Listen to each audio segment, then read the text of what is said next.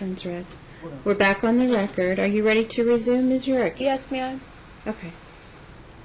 I was wondering if I could ask you a question.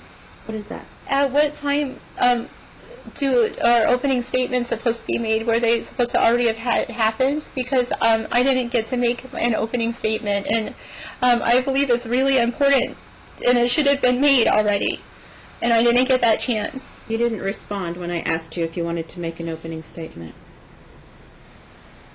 I did not hear you ask that question. I'm sorry. I mean, of course I want to make an opening statement, but the reason why I'm asking that is because I don't think that this procedure should be happening right now at all. There's a lot of case law supporting the fact that I should have an attorney, the fact that this trial is not ready.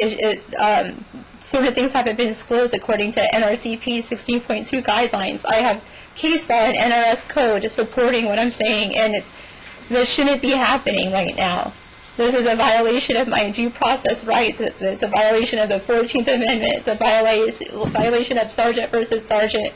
It's a violation of the Sanders case and the Myers case. I have case law and NRS code saying that this trial shouldn't be happening. It shouldn't be ready, and I should have representation right now. I should not be doing this on my own. And it's a very complex case. And the complexity of this case is still unknown to you because I have not been able to state my case, my side of the story at all, ever, in any of the hearings. And so it's very unknown to you, the complexity of the case. But Mr. Urich is a con man, and he has committed a lot of business fraud, and he has over 24 business entities in his name and his family's names. And this case should have more than one plaintiff. His mother, his father, and his two brothers should also be sitting over there. There should be third-party plaintiffs, Your Honor.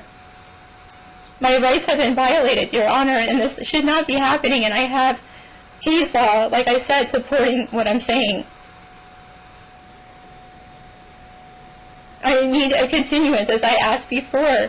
And I stated a lot of reasons in my motion that was denied for a continuance. And your motion was denied. I think we're burning valuable time. The NRCP 16.2 guidelines have not been filed by Mr. Urich at all. He owns several businesses. None of them have been evaluated.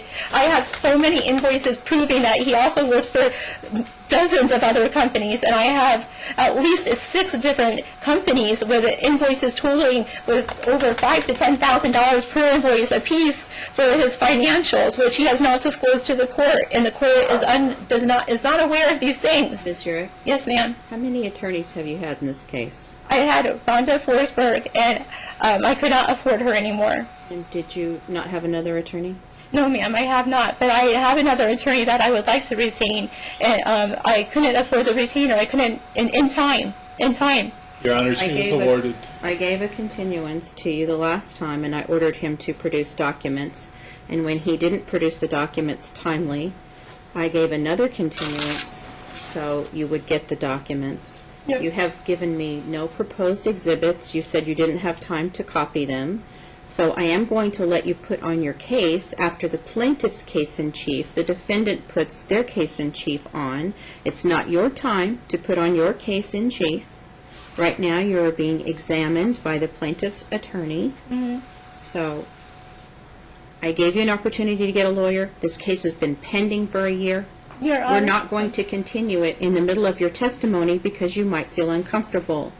Everybody that sits in that witness chair feels uncomfortable. You're not the first one. I understand, Your Honor. The thing is that I've been filing lots of motions asking for this, for representation and showing the case law and NRS code supporting it, and also Mr. Urich still has not disclosed those financial documents, not even one. I have not received even tax forms. He has not shown a single invoice. He has not shown any of his income at all, not even one thing. He has 24 bank accounts that I found in his accounts, and he showed one bank account. Where are your exhibits, Ms. Urich? Yes, like I said, I have them with me, but like I said, I needed a continuance because I had just come across this information because he has completely blocked me out of our home and our business. Ms. Urich, I've continued this trial twice to give you a chance to get a lawyer, and to get your case ready. If you don't have your exhibits ready today, that's not my fault. I've given you adequate time, and this case has been pending for a year. Your Honor, you So we're ordered not- him to pay attorney's fees, and he did not with ITEX. He did not do that as you ordered. She spent That ITEX will be part of your case in chief, okay? Answer the question. But that's part of the reason why I don't have May I resume, Your Honor? representation, Your Yes, you Honor. may resume questioning. Yeah, approach the witness. Yes, you may. You've just told the court that you didn't receive 16.2 from Mr. Urich. That's not what I said. I said it that I didn't receive it in the way it said, the way the guidelines completely. He did try to turn it in, but it's first of all, he's supposed to You've give seen this. a detailed financial disclosure form. He owns businesses. This is a general financial disclosure form. He has never submitted a detailed financial disclosure form. And according to my research, NRCP 16. Answer my questions, please. You recognize this document. It's plaintiff's first NRCP 16.2 disclosure of documents and witnesses. Yes, that's what it says. And the exhibits are attached, various records and such, correct? Various exhibits that shouldn't even be attached. Yes, sir. And you were A received. lot of them are fraudulent as well. You received this by mail, correct? Yes, sir, I did. You've not done one of these yourself to serve upon us. Yes, I have, sir. I submitted it, and I submitted a motion for continuance, and inside the motion for continuance, that was one of the things that I had in there, my answer to that, my 16.2s. Okay, so you're I went line by line and answered each clause in the 16.2 thing. That's how I know what's acceptable and what's not. I went line by line and did that, and answered each question. You were awarded $5,000 in attorney's fees, Yes. and through the ITEX account. Yes, sir. And you haven't spent the ITEX Sir, account on attorney's fees, have you? Sir, Sir, Mr. Urich blocked me from ITEX and did not let me have the password until around February of this year. The court ordered the court ordered on November 30th was for him to give me a certain amount within that month. And then 3 months later, more of that amount. I believe it was half the first month, and then more 3 months later. The first month, he would not let me into ITEX. By the time he let me have access, I found out that he was completely being deceitful to the court, that there were no attorneys available in ITEX. We can disagree on that, but the fact is, when you got access to the ITEX account, you did not spend it on attorneys, correct? There were no attorneys in the ITEX account available. I went and saw the only attorney that would take my appointment in the ITEX account was that one half price lawyers, I believe, the one that does every kind of law. It's not even good at law. And I went there, and they were unwilling to take my case because of the lien that I had with Ms. Forsberg. You've spent $7,600 in cash payments to Ms. Forsberg, correct? Actually, it's more than that. Okay, more than that. Yes. All right, so when we broke, you were questioning why I was asking about oxazepam, and this is your drug test result taken after we were in court in August of 2016. And the results were positive in your urine for what did you test positive for? As the court stated previously, they were very, very low levels of my anxiety pill. I took half of the pill. That's what that is. Half of the pill. There are 2 ingredients that were in the pill. Low That's levels of oxazepam and temazepam. Yes. The very same treaties that are in the documents you were asking. Yes, that is correct? irrelevant since the court already decided I'll that. tell you what, Ms. Urich, you allow me to figure out what's relevant and Okay. what's not relevant. I've never- That's my ruling. And just Okay. answer the question. And he asked you if you tested positive for those 2 drugs. Okay. And Yes, yes, those you 2 did. ingredients were in And the their pill, exhibits yes. 7 and 8 are treatises on those 2 drugs. So let's just Okay. skip past Your that. Honor, I read it's the up to treatises me. and I see what he's implying. It's up to me. I haven't read them, but it's up Okay. to me to decide what's relevant. All right. I didn't know that. I'm sorry. Yeah, you don't run the court. I do. I've never been to court before. I was not aware of that. So you take these substances for anxiety. Do you take them for anything else? No, sir, I don't. And you don't take them for helping you sleep? No, sir, I don't need help sleeping. Okay. They weren't prescribed to you, were they? Yes, they were, sir. Where's the prescription? I have the prescription, and actually I believe it was submitted, that my attorney submitted it in one of her oppositions. Weren't these prescribed to your brother? What? Weren't these prescribed to your brother? To my brother? Yes. My brother Ricky? You can answer my question. How would I know if that was prescribed to my brother? My brother lives across the country. I haven't talked to my brother in a couple... I have no idea if they've been prescribed to my brother. So are you still taking the same substances that you tested positive for in August? I take them very rarely. I took them the night before court that day, and I took them last night. All right. And are you taking any other medication? No, sir, I'm not. So who's the doctor that prescribes these for you? I had to see, I didn't have a doctor, practitioner, but when I got my panic attack on the first court hearing, I went to see a doctor for it. So I don't know the name offhand because I don't see him very often. Actually, I saw him only once. So. Okay. And you reported for your drug tests immediately following court, correct? Yes, sir. You didn't go to see a doctor to get these items prescribed for you, did you?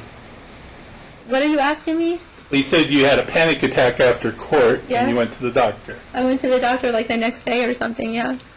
But you'd already tested by the time you went to that doctor the next day. Like I said, the day before court, I was really, really anxious, and I had high anxiety. And my roommate Gilbert Landon had those sleeping pills, anxiety pills, and he suggested I take half of a pill. And at that time, I didn't think it was going to come back and be this important, and that a sleeping pill would be used against me. And I didn't even think twice about it. I was very worried and stressed out about going to court. I had never been to court before, and I felt like I was being blindsided because Mr. Urich and I had decided to be amicable, and it was a complete surprise to me. So you did not have a prescription for the substances that you tested? No, I did not have. I had a prescription before the results came back, and also a post-dated prescription. Also, to Your Honor, I'm not. Is this really relevant? Because when you ordered the drug testing to be done, you ordered it to be for me to be tested for cocaine and methamphetamines, not for anything else. And so the fact that these other things are coming up on my drug test, it seems like it's a witch hunt, and that he's just looking for a catch-all. Like it's a fishing expedition. Is that normal procedure to like use against me other things that were not being ordered to be tested for? Is that normal, Your Honor? I'm not sure what's normal and what my rights are here. First of all, I asked you to be drug tested. Actually, it specifically said those two things, yes. If I wrote something on the drug test, that means that I suspected you were using those drugs. It was not to test you only for those drugs. They do a full panel, and anyone that uses drugs that are not prescribed to them and that are not legal to be using recreationally, that is a relevant topic. Okay. Do you see a problem with taking medications that aren't prescribed to you? Yeah, I don't normally ever do that. In my whole life, I've never done that. All right, so except for that one time. And then after court, you went and got a prescription for what you were going to test positive for. I didn't know I needed a prescription. I didn't even know that. I didn't know I would even be. I didn't know that it would even be used against me when I went and got that prescription. What had happened was I had a panic attack, and I went and saw the doctor, and he decided to give me that prescription and decided I actually did need it. And good thing I thought. Well, good thing that he did, because later, because it was used against me, but now it doesn't even matter that I had a prescription, because you're trying to use this half of a sleeping pill to infer that I have some kind of a problem that I don't have. So he just coincidentally gave you the same prescription for substances you were going to test positive for. Is that your testimony? I guess so, yes, sir. That was what he prescribed for me. It wasn't coincidentally. I was having a panic. I had several panic attacks, actually, and that's what he prescribed for me. And he could have prescribed anything for me probably, but that's what he prescribed. I'm not a doctor. All right. He gave you a prescription. Did you fill it? Yes, sir, I did. And where did you fill it at? I believe I filled it at a Walgreens near my home. Probably, I could be mistaken, but I believe that's where I filled it at. How many pills did you get? I'm not sure. I've only taken a few of them. But you took one last night. Yes, sir, I did. You told Miss. Actually, I took one this morning as well. I'm very upset about what's happening and very stressed out. You told Miss Bergquist that John is a great guy and a great father. You recall that? Yes, I do. Sorry to I interrupt. did say that, yes. I'm sorry to interrupt. So you took a pill last night, not a half, but a whole pill. Mm-hmm. And what's the name of the pill? I think it's Duraxapam or something like that. And you took one this morning. I took And half they're- of one this morning. Half of one. And this is supposed to help you with anxiety? And panic attacks.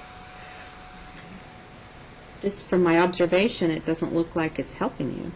I'm so upset right now. I can't believe this is happening. I feel like I'm living in the Twilight Zone. I can't believe I'm here without an attorney. I can't believe that I haven't had time to prepare for, to send in all these exhibits. I haven't had the time. I haven't had the financial ability to be able to do this. It's just completely unfair, and I don't want to lose my children due to technicalities. Well, no one's ever lost their child over a technicality. And 60% of the litigants that appear in family court do not have attorneys. So I'm quite used to someone without an attorney putting on their own case. Okay. But they must do so in a calm Okay. and rational manner. I understand. Because the way you are acting gives me the impression that you are not calm and rational even after you've taken medication. Yes, I'm very, very upset, and I can't believe that my emotions have been denied when I have so much evidence and police reports and everything. I just feel like. And who stopped you from submitting any exhibits? Who? Was it me? Was it my office? Was it counsel? Was it the plaintiff? Who physically stopped you from submitting any of your exhibits? I submitted an exhibit list with my motion to continue, but I was like... Did you submit one of these books to me? I was... In advance of the trial, in accordance with your trial management order that you personally received in the mail from my office, did you submit one of these books? I was not able to in time. Who stopped you? No, I was not able to do that. I was not financially able to do that. I went through about 4 different sets of ink. I have a whole bunch of things with me today that I wanted to submit, but I was not able to do it in time. That's why I asked for the continuance. You can use the iText account for Botox, but you can't use it to print out exhibits to give me before your trial. Ma'am, first of all, I have been blocked from the iText Go ahead. account. I've been blocked from the iText account, so Ms. I did Urich. that. No, I couldn't do that. Miss Urich, you have a paralegal degree. Isn't that true?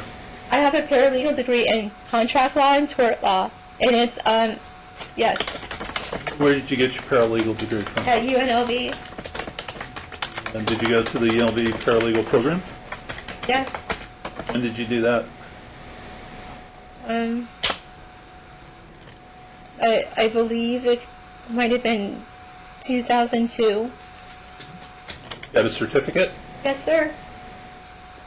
And have you worked as a paralegal? No, sir. So you've been trained as one. Yes, sir. And you also have In contract law and tort law, can I say why I got it? Do they have exhibits in contract law and tort law? No.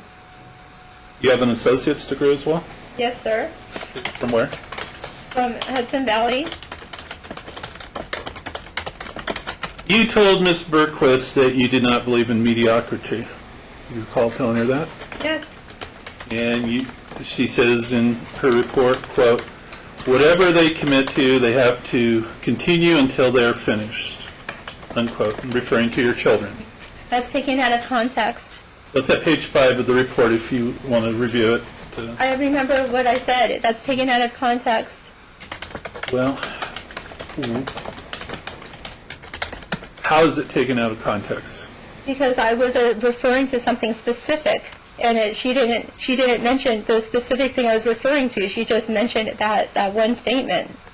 So hypothetically speaking, if Jordan were to state that she did not want to continue pursuing a dance career, would you tell her she has to finish? No, I wouldn't. And as a matter of fact, she did say that she wants to do acting, and I'm supporting her acting decision.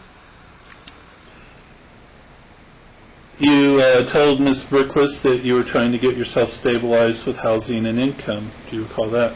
That's not true. I did not say I'm trying to get myself stabilized with housing and income. Are you stabilized with housing now? Yes, sir, and I always have been, except for when I was immediately locked out of our home and forced to find a new place to go. Didn't you tell Ms. Berquist you left the home? That's not true. I didn't willingly leave the home. I was locked out, and I have proof of the change of locks that Mr. Urich used to get the locksmith. Also, Mr. Urich submitted a lease addendum that was fraudulently done, and he signed my name to, trying to get me out of the apartment. You've told people that house, you've been living out of your car at times, correct? I didn't tell anyone that I was living out of my car, except for one time. I told John that I slept in the car one time. That was immediately after he locked me out of the house. I had no friends or family to call or nowhere to go, and I asked him for help, and he told me to go. Did you have stable housing when you were living out of your car? What? Did you have stable housing when you were staying in your car? I wasn't living in my car. That was a one-a-night thing because of John completely cut me off from everything in one a day. And it took everything away without any warning, and I had no one to call and no money and no help, and I asked him for help. And that's why that happened, one a night. Ms. Berquist noted in her report that she observed during the clinical interviews of you that you minimally mentioned your sons, except to say that Luke and Johnny are super athletes, MVPs in football. That's completely untrue. I said a lot of things about my sons. I talked about how their futures, how I wanted them to do more than just sports, and how Luke could be an architect maybe one day because he's very good at drawing. I talked about Johnny maybe being a chef and how we've been doing recipes together, and we've been working on that. I also talked about how the kids, how I had a talk with them, and that talked about heartstrings and being happy and everything, and about how Luke drew a picture on his arm in ink of the heartstrings with a magnet hanging from it. So does Ms. Berquist have some grievance against you to misrepresent you to the court? I'm not sure if she does or not. I'm not psychic, but I do know that Ms. Berquist is a professional and has been she's written treatises, and she in the world of the sex trade and sex trafficking world, she's someone that's written papers and all that, and she's a teacher at, I believe, UNLV. She's a professor in that subject area, and I do believe the fact that she was told that I was a dancer had influenced her a lot, and the reason why I believe that is because the people that she interviewed, my interviews, had told me that she had to question each one of them about the times I had danced, which was very minimal in my life. Let me ask you this. You were allowed to provide Ms. Berquist the names of people you wanted her to talk to, correct? Yes, sir. And you gave her the name of a Jim McGinnis, correct? Yes, sir. And Mr. McGinnis is a friend of yours, correct? Yes, for 20 years. And at page 16 of her report,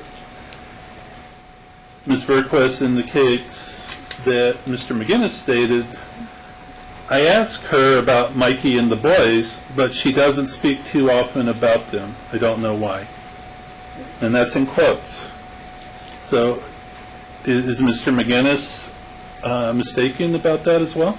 Mr. McGinnis informed Ms. Berquist that he has a brain disease. He has calcium deposits on his brain. He has Alzheimer's. He's actually dying from it. And he told her, he actually told her about this, and that his memory is not good because of this brain disease he has. So you're suggesting he's forgotten about all the times No, that I'm you talked suggesting- to her about the boys? I'm suggesting that that's an inaccurate statement and that Mr. McGinnis did inform her of his condition. When we were here on May 4th, the judge said that you could have some additional time with the children on Wednesdays after school, and you could help Jordan with her schoolwork then. You recall that? Yes, sir. You've never come over to visit with the children on Wednesday since then, have you? No, sir, I haven't. And you haven't helped Jordan with her schoolwork since the judge said you could come over on Wednesdays and do that? That's untrue. I've helped Jordan several times with their schoolwork. You never come over to help her on Wednesdays? That's correct. Mr. Urich did not make that something that I was able to do, number one. And number two, Judge Hughes was not aware of the fact that I'm afraid to be alone in the house when John is there, and there's reasons for that. I have a fear to be behind closed doors with him. The pickup time for Sundays is 9 o'clock in the morning, correct? That's the pickup time that the judge wrote in her order. That's correct. And you are habitually late for that pickup time, isn't that true? Mr. Urich and the boys have wanted me to pick them up at different times, and I've acquiesced. You show up most often between 1 and 4 o'clock, correct? I have a text messages from Mr. Urich and the boys Is that requesting. correct? That's correct because of their request. Yes, sir. And you often stay out late on Saturday nights. That prevents you from being able to pick up at 9 That's o'clock. not true. Is that true? That's not true at all. I don't stay out late on Saturday nights, ever. Do you recall an incident when Jordan wanted to go home from a dance function and you blew up at John's mother saying, "How dare you even talk to my daughter about going home?" I Have have a time frame, counsel? Recently, a few years ago. I have no idea what you're talking about. Okay, so you have no idea when that occurred? I've never Or had a occurred? discussion like that with his mom, and I don't know what you're talking about at all. And I'm not sure of the time frame. I have a witness here that will testify to it. Do you recall there being concerns about you making Jordan do head spins on the floor and her complaining about it hurting? Who had concerns about that? Jordan. No, Jordan never had concerns about that. Jordan is the person that wanted to do that. It wasn't my idea, it was her idea. Okay, if you look at Ms. Berquist's report, page 12, the last paragraph. And my daughter never complained about it hurting, by the way, to me. Mr. Urich has made... You see the last paragraph, have you read that? And specifically the last 4 lines. Oh, this is Laverne's testimonies. I don't believe that her testimony should admit it. She's completely biased and against me, and it benefits financially from John. Her testimony should not be admitted. Have you read the last 4 lines of that report? On that page? A father of one of Jordan's classmates, that line, you want me to start from Yes. there? A father of one of Jordan's classmates from dance allowed Elena and Jordan to stay with them for a week. He told me that she was making Jordan do head spins on the floor, and Jordan was crying, saying, "Mom, it hurts, my neck was sore." But she was saying, "No, you need to do this. This is part of your career to go further." He told her not in his house. First of all, Let me ask you some questions about that. Okay.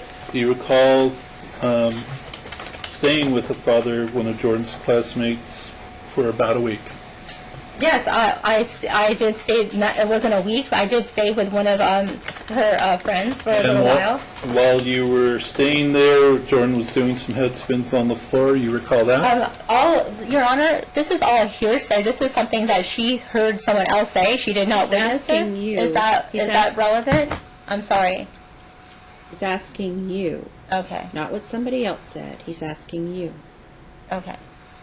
My question again was, do you recall Jordan doing head spins on the Because floor? Jordan has been doing head spins for 2 years now. No, a year and a half. And do you recall her complaining that it was making her neck sore? No, Jordan has not complained to me that her neck was sore. And if she had, if I'm forgetting an instance that she had, of course I would have had her stop doing something that made her neck sore. I'm not a neglectful mother. Who was the father whose house you were staying in? Jason Bulstrode. And did he not step in and say, "Not in my house"? No, that never happened. He never has said anything like that to me, ever.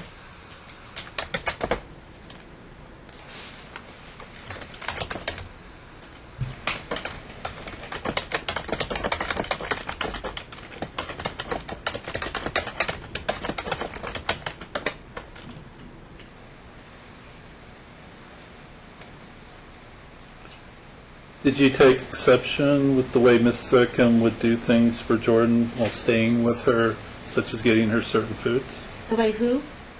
I didn't hear Miss who. Sickham was... Miss Sickham, Davina? Yes. No, I never had a problem with her with certain foods. I believe For Jordan? what you're referring to is my children are very picky eaters, and Jordan had a problem, but no, I never had any problem. As a matter of fact, I have text messages telling her that I was grateful for her help that time when I asked her for help for that one convention. You know that John was married before to a Michelle Wilson, correct? Yes, sir. He was married to her twice. And do you recall there being an incident while Miss Wilson was visiting where you became enraged while playing a game board and punched another player? Miss Wilson never visited us. Do you recall an incident playing a board game where you punched another player? No, I never punched another player. Police ever have to be called out while you were playing a board game? No, I don't. Not to my knowledge. So if Miss Wilson shared that with Miss Bergquist, she is lying? Yes, Miss Wilson is a liar. Well, Miss Wilson is a liar, but you contacted her in February of this year and asked her to get a lunch, correct? Yes, I wanted to talk about the TPO restraining order that she put on John because. You wanted her help to get your kids back, is what you told her. Yes, I wanted her help with getting the TPO information. Yes, sir. And you told her you would subpoena her to court. You recall that? Yes, sir. I did say that. And she told you if you subpoenaed her, you would not like her testimony. Yeah, she did say that. But she doesn't know me. She met me twice. And when she told you that, what did she testify to? You told her she was a bad mother and began to yell at her. No. First of all, it was text messages, so how can I yell?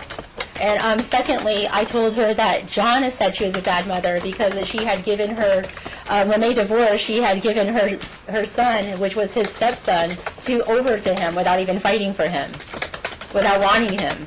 So she doesn't really have a basis to judge my mothering skills. So she trusted John enough to allow John to have her child, correct? She also had trusted her two husbands before are both in jail right now, so she also trusted them, so that doesn't say very much about his character. Ms. Wilson's character is not something where she should be judging me. She doesn't So even you know went me to as a lunch matter of with her, fact. correct? No, I didn't go to lunch with her. I requested a luncheon with her, which did not happen.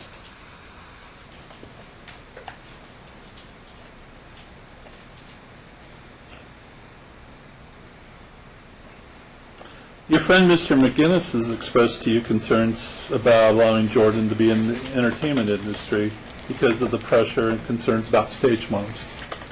That is inaccurate and untrue.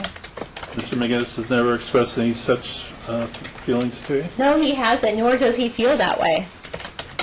So when Ms. Bergquist put that in a report, was she lying? I don't know.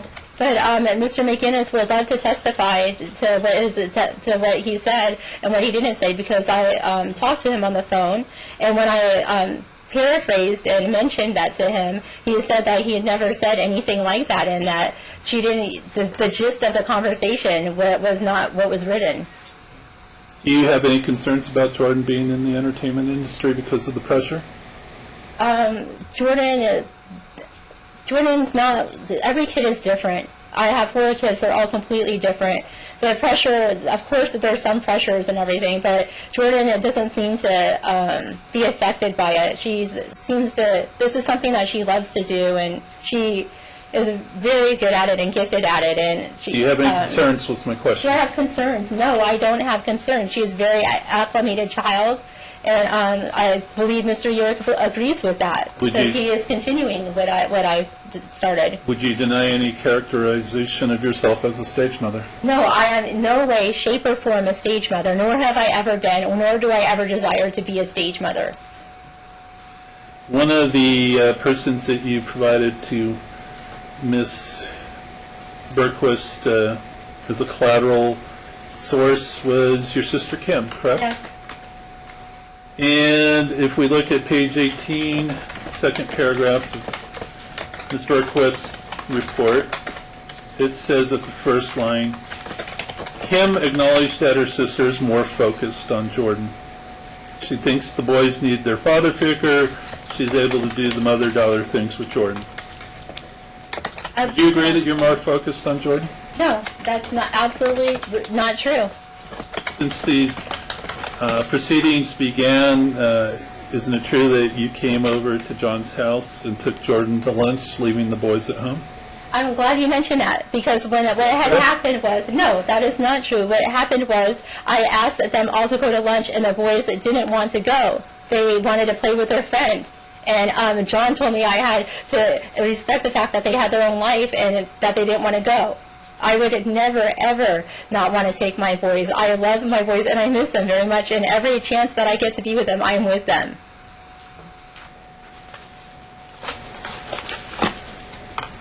So do you pay rent to stay where you're presently living? I'm supposed to be, but because I haven't had enough money lately, I've been working for this company in exchange for rent. So I've been working about 3 days a week cleaning pools. How long have you known Gilbert Landon? I've known him over probably close to 2 years. How do you know him? I've just met him through acquaintances, and he's in the music industry, and Jordan was interested in vocals, and also, actually before that, I had got into contact with him through a mutual friend because of my son's interest in music as well, and so that's how I met him, basically, because of the acquaintances, the friends, and our connections in those industries. You have no lease giving you a right to stay at his home, correct? I have a written note of him saying that I can stay there as long as I need to.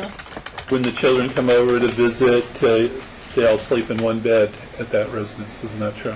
Actually, there's 2 rooms, and there's 2 different beds, but the children sometimes choose to sleep in one bed, but they have their own room. There's an extra room. You're 41 years old? Correct? Yes, sir. Birth date's December 27, 1975. Yes. Have you been known by any names other than Maria Elena Urich? Yes, because that's my married name, and I have a maiden name. So, yes. You've been known as Lennon Bond. Isn't that true? No, that's not true. That is a stage name that I used. Well, if you used it, then you would agree you've been known by that name, correct? No. Lennon is the name.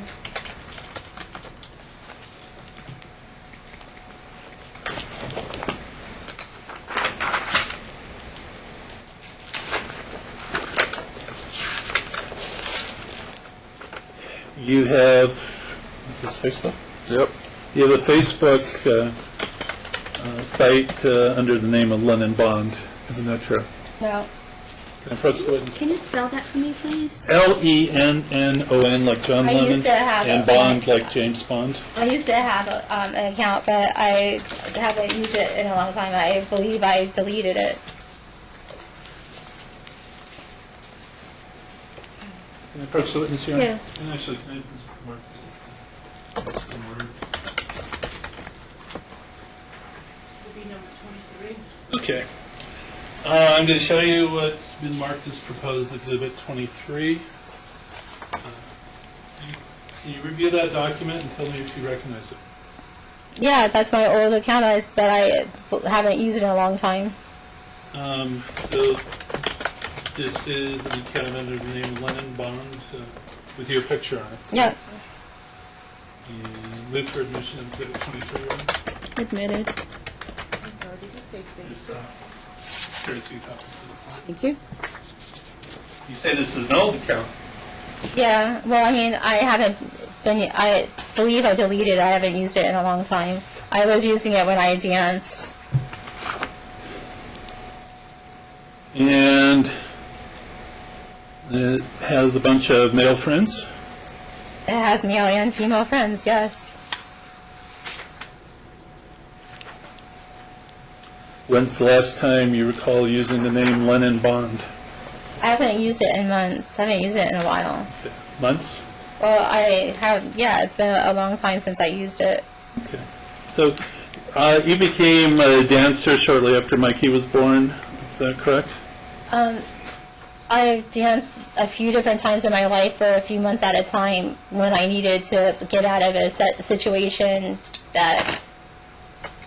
where I needed money, and because I don't.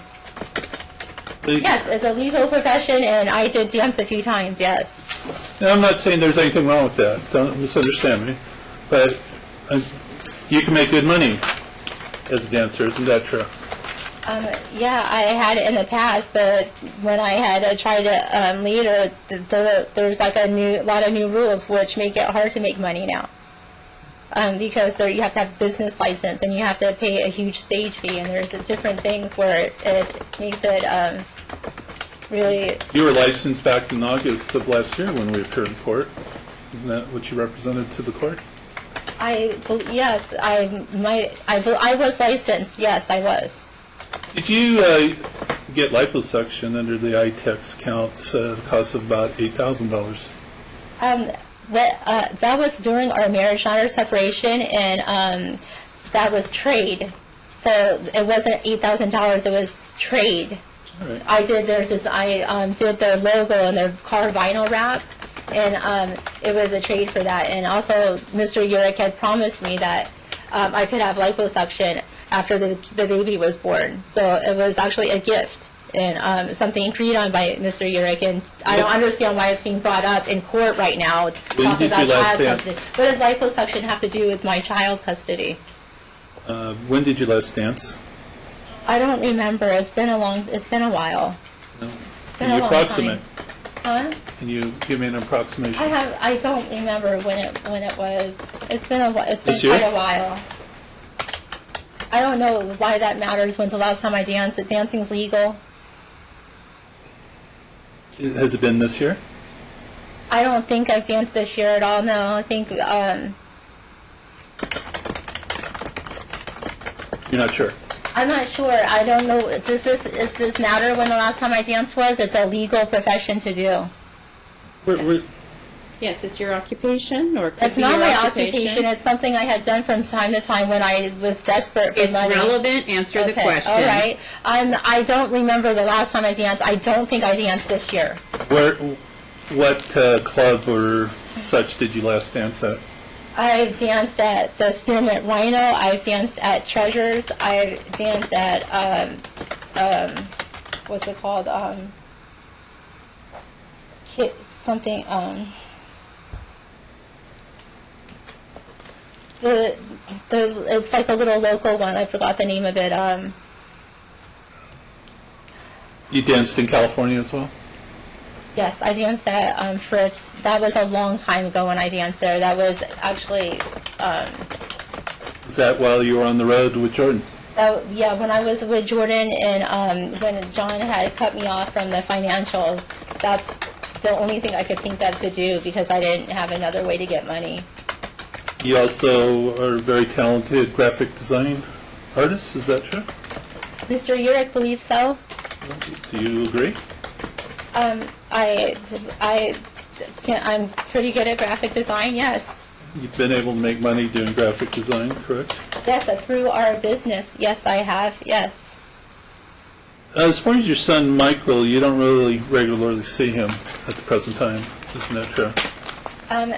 I wish I could see my son more than what I do. He works a lot, and he works very long hours, and he just very recently was able to get a car. So I've made several attempts to be with Michael, but I don't get to see Michael as much as I would like. So yeah, that's kind of true.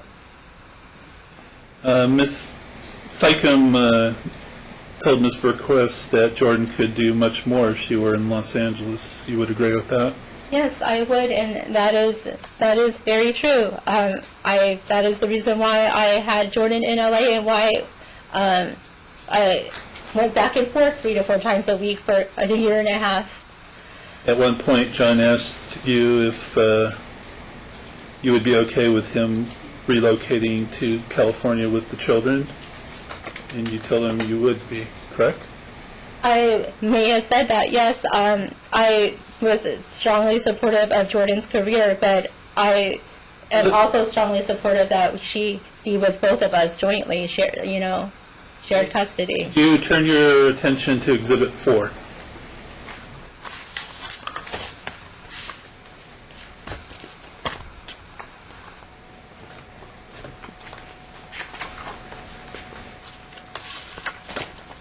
Okay.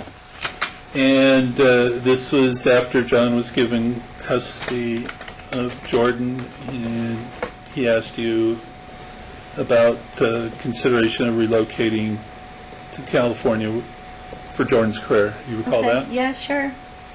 And so you recognize this after reviewing it as being the text communications you had with John on that subject? Yeah, sure. Move for admission of Yes, Exhibit sir. 4, Your Honor? I did. And you tell him, of course, I'm okay with you moving to LA, correct? Yes, sir.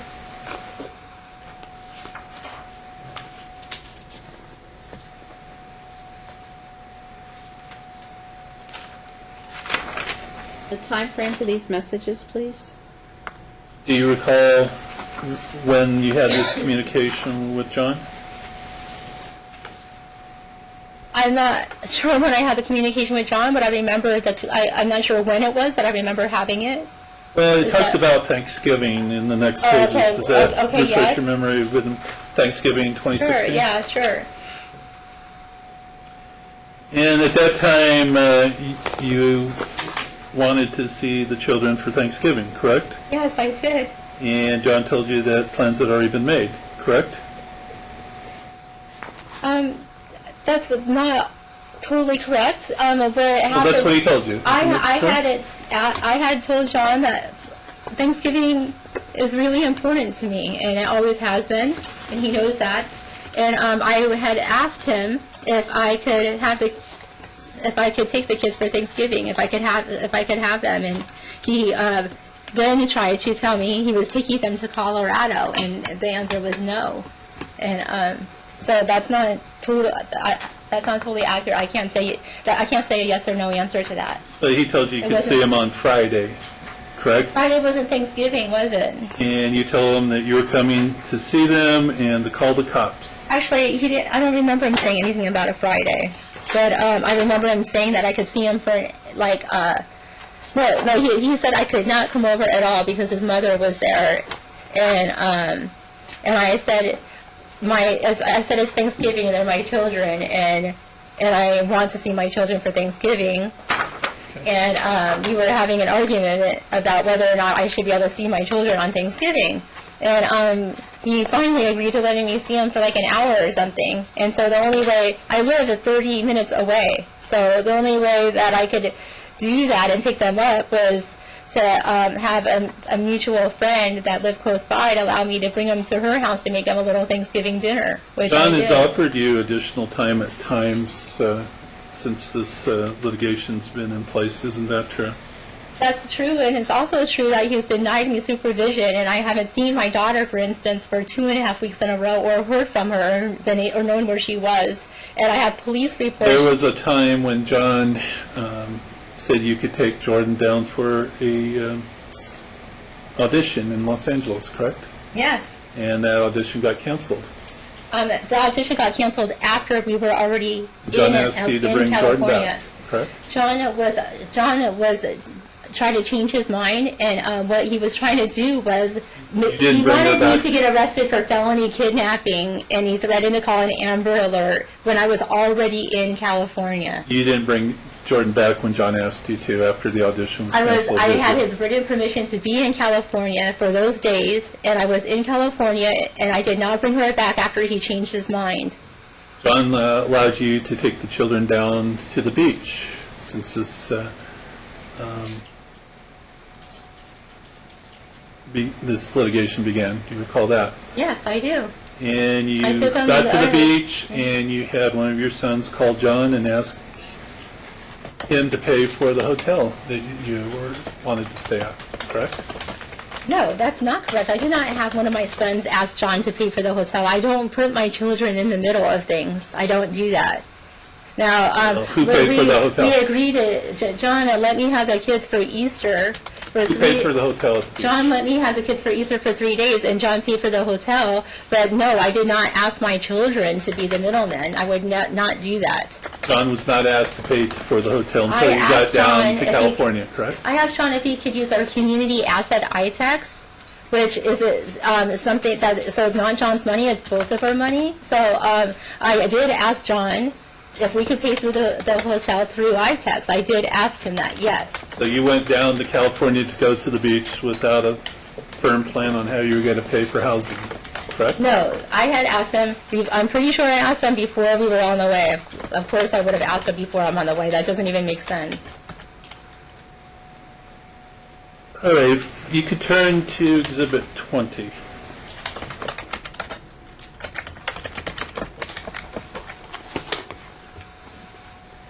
You recognize this as your financial disclosure form filed June 5 of 2017?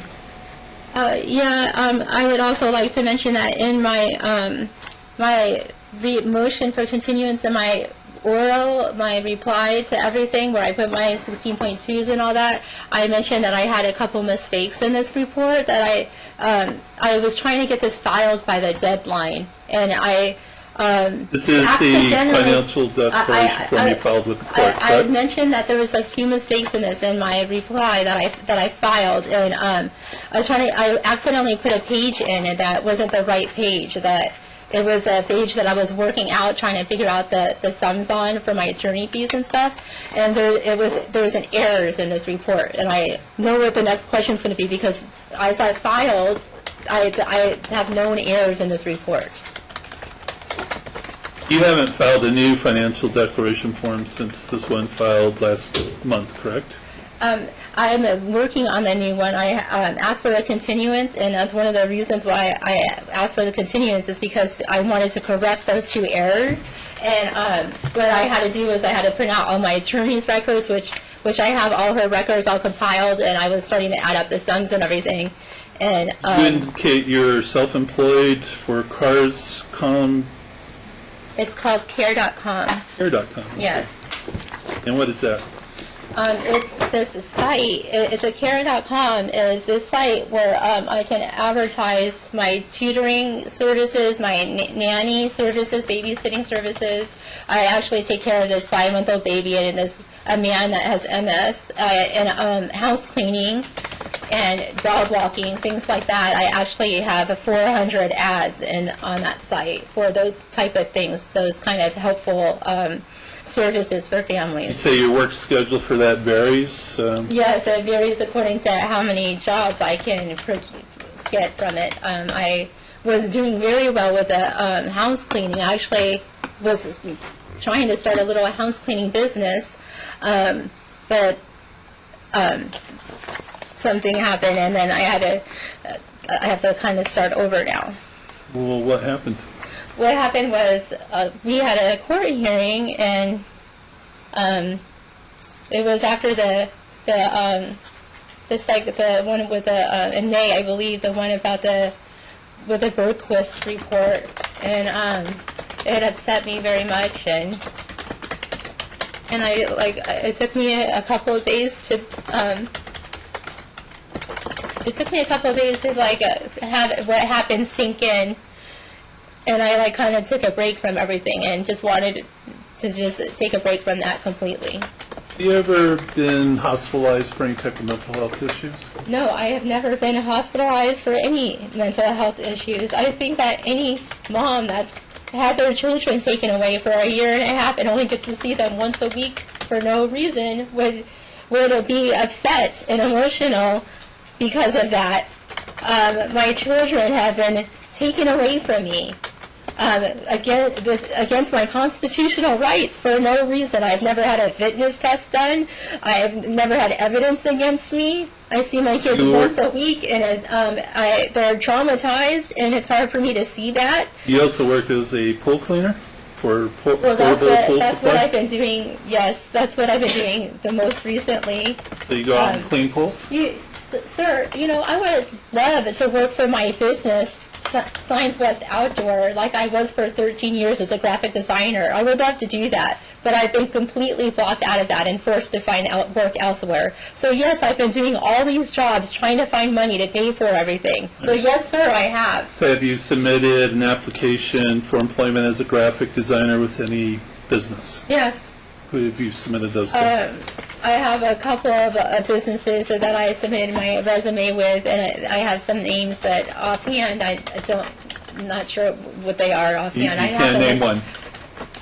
No, I can't. They were, when I went to several different companies, they were not hiring graphic designers at that time, and they said that I could check back later.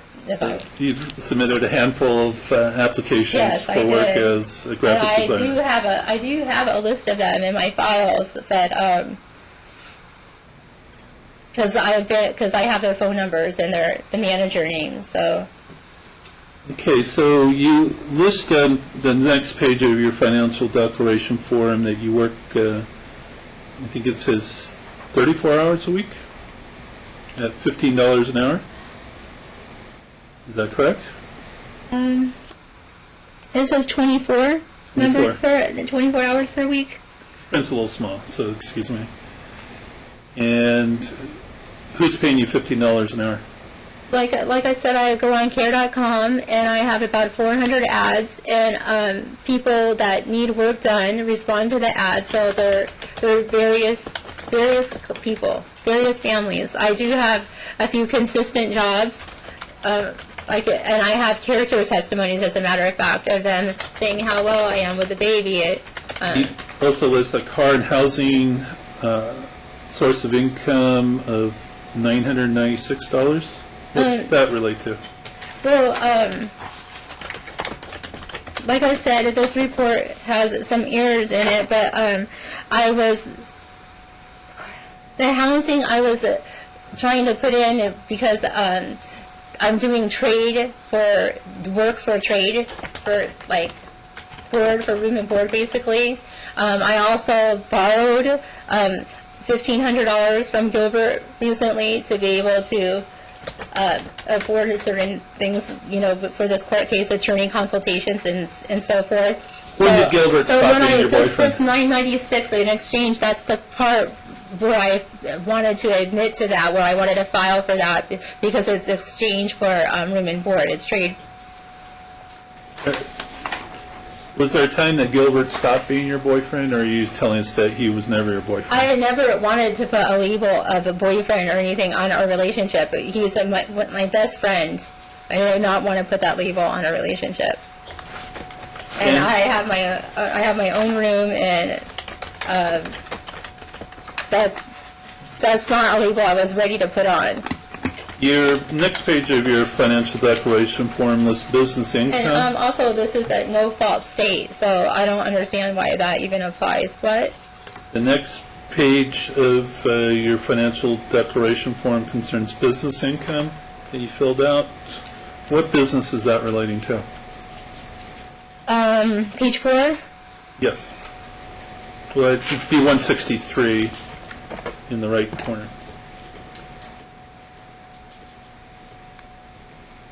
I'm sorry, I don't see one. I see 160. Is that what you're talking about, the fuel? No, we're talking about in the bottom right-hand corner, page 163. And there's page 163, sir. This page is 148. Oh, I see what you're talking about. Okay. So which item are you talking about? Well, at page 163, you filled out some information under okay. business income. Yeah, at this time on the care.com, I was having a lot of house cleaning jobs. I was cleaning houses almost every day. So what I'm referring to, the supplies at $40 a week is what I was spending like on chemicals and different things like that. And I also bought a steam cleaner, like the floor thing, because a lot of the clients didn't want to use chemicals. So I kind of took an average because it asked like 12 months average. So I took the price of that and I divided it. It related to a business of house cleaning. Well, yes, I attempted to start a house cleaning business, yes. You've not paid any child support since the children have been in John's care, is that correct? That is correct, and I also have not been provided with any spousal support or alimony or temporary care as described in Sergeant versus Sergeant.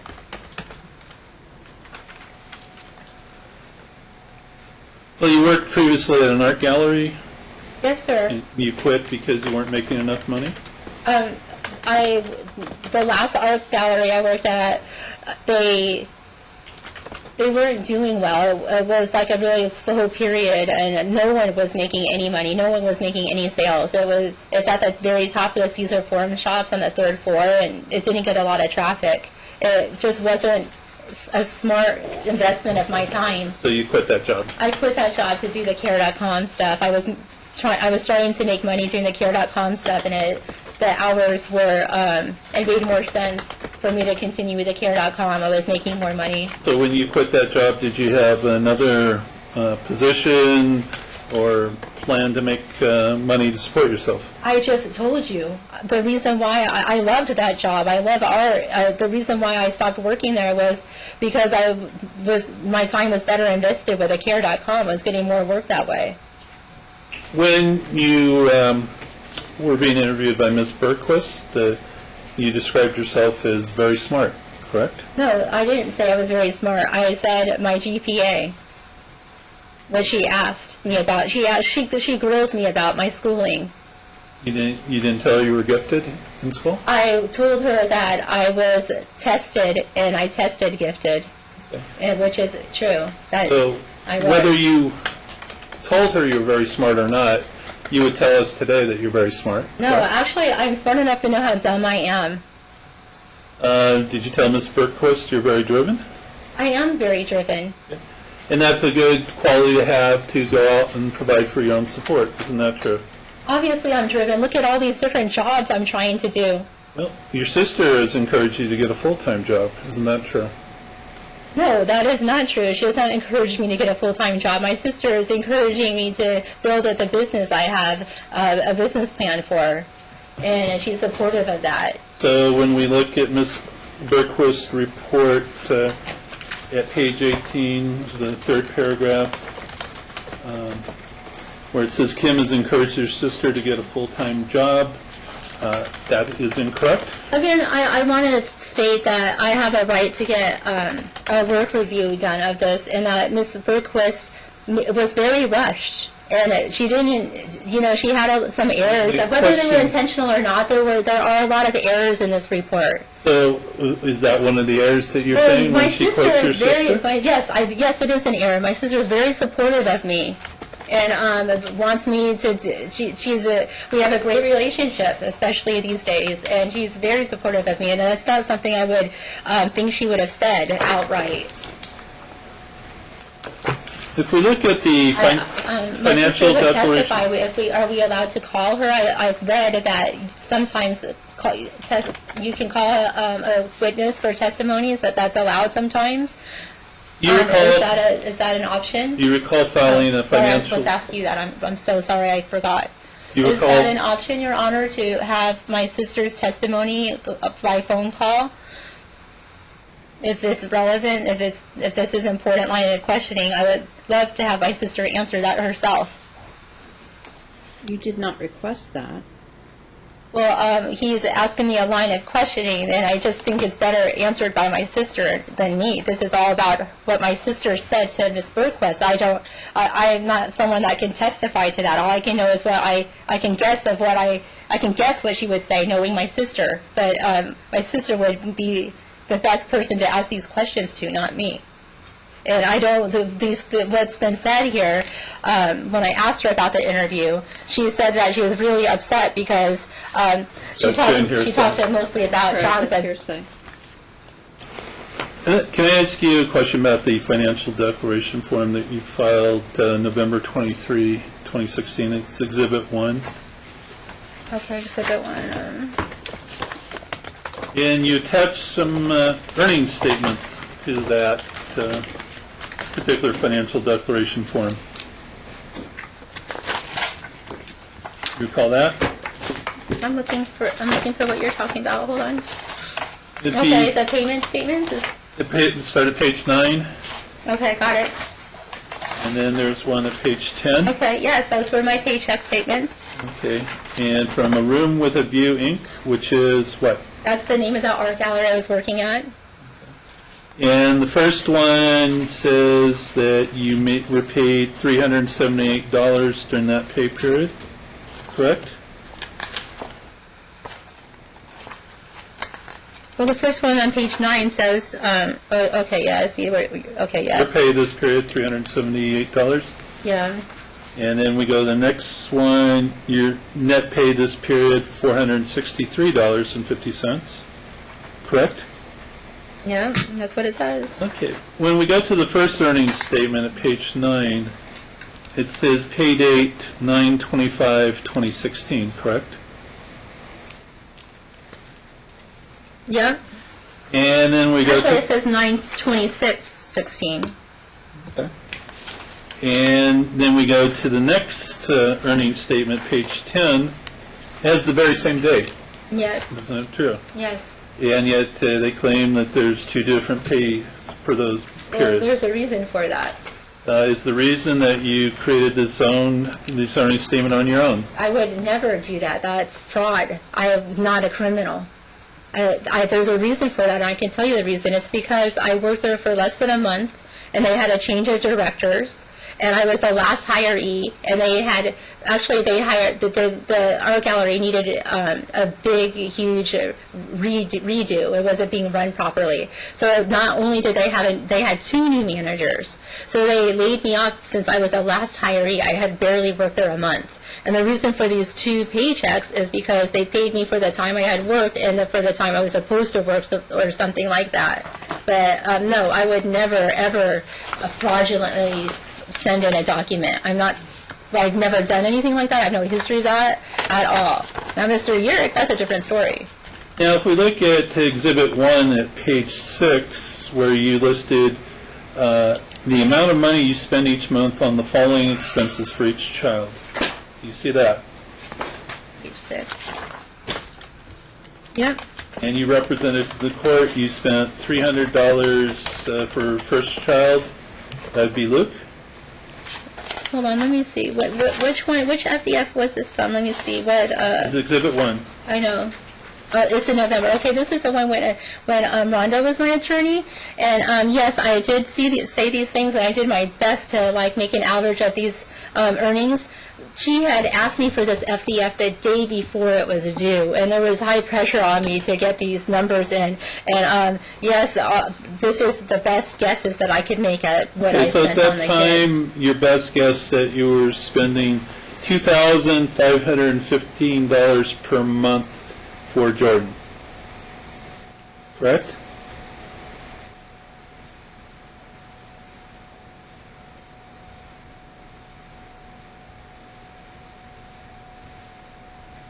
That's an error, sir.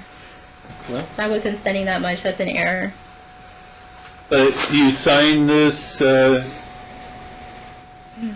correct? You reviewed it before you signed it, didn't you? Yes, sir. That's an error.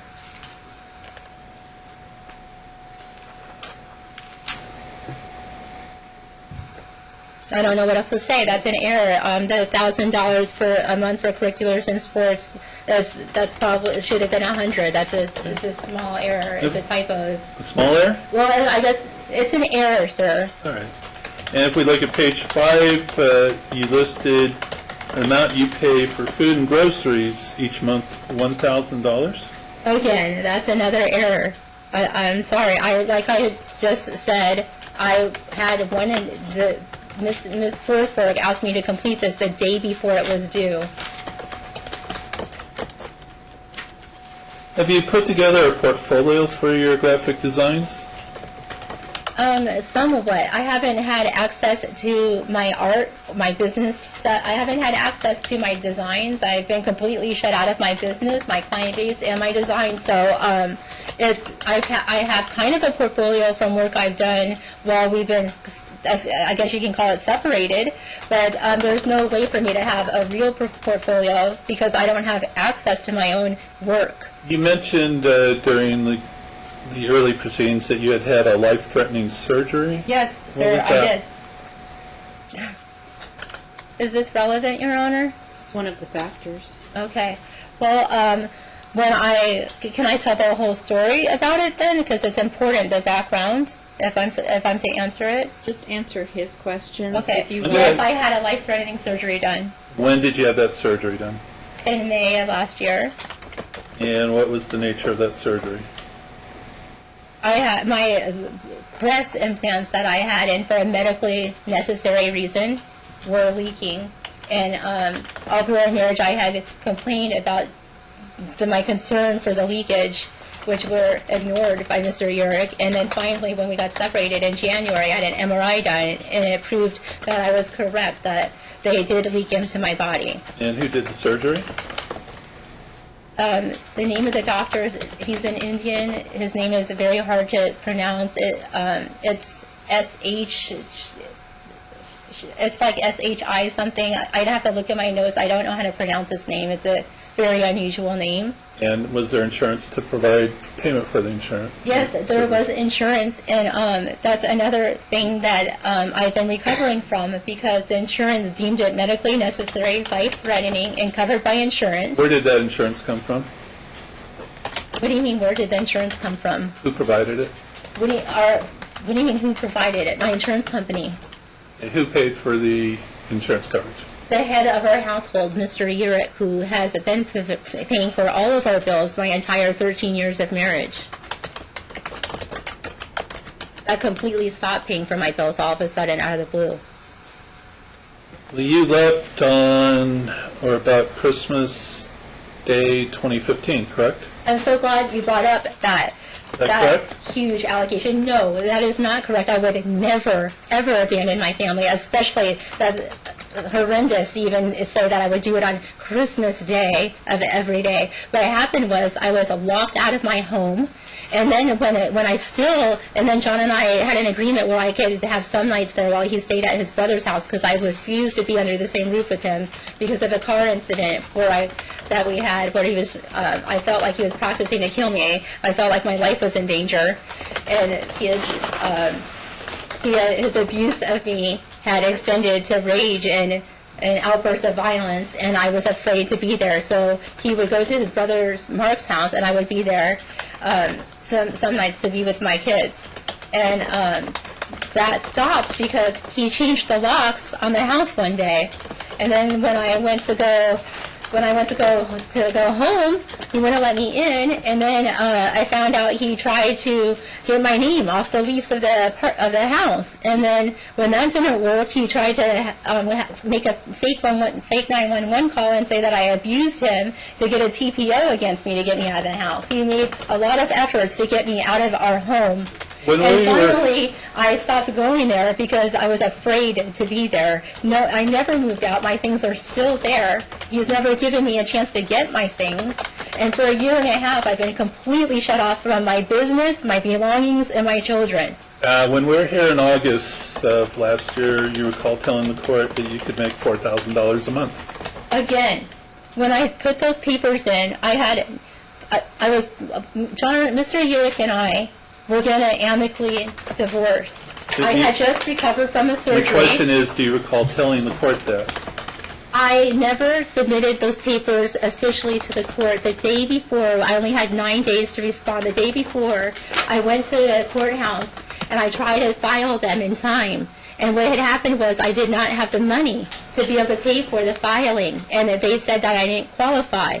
Now, the $4,000 you're talking about, I had told them when I turned the papers in that I didn't know how to answer these questions, and I was trying to be as honest as possible.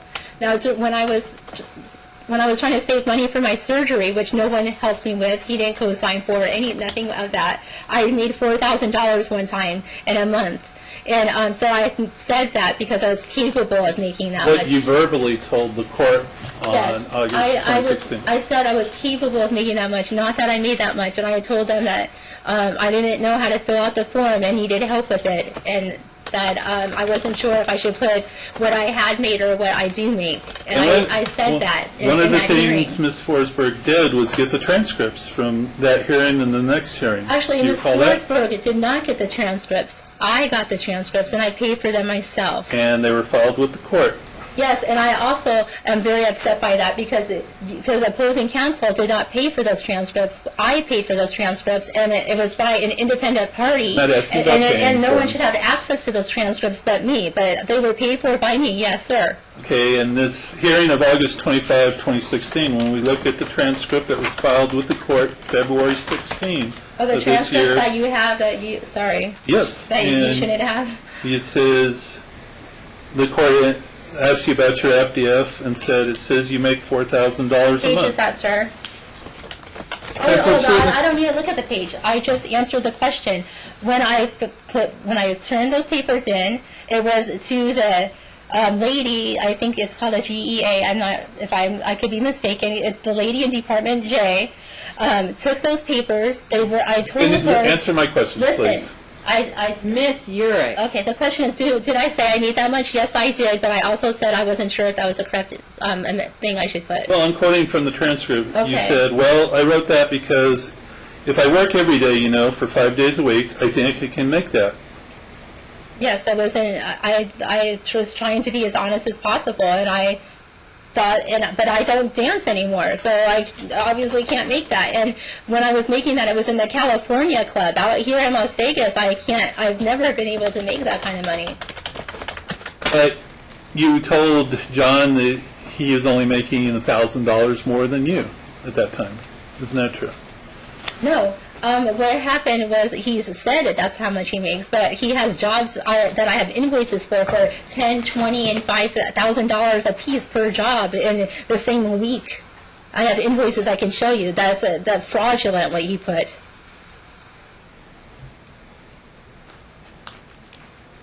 That's another reason why I'm very upset is because his fraud hasn't been exposed. If you look at Exhibit 3 and you review that. You mean tab 3? Yes, tab 3, beginning at page 23.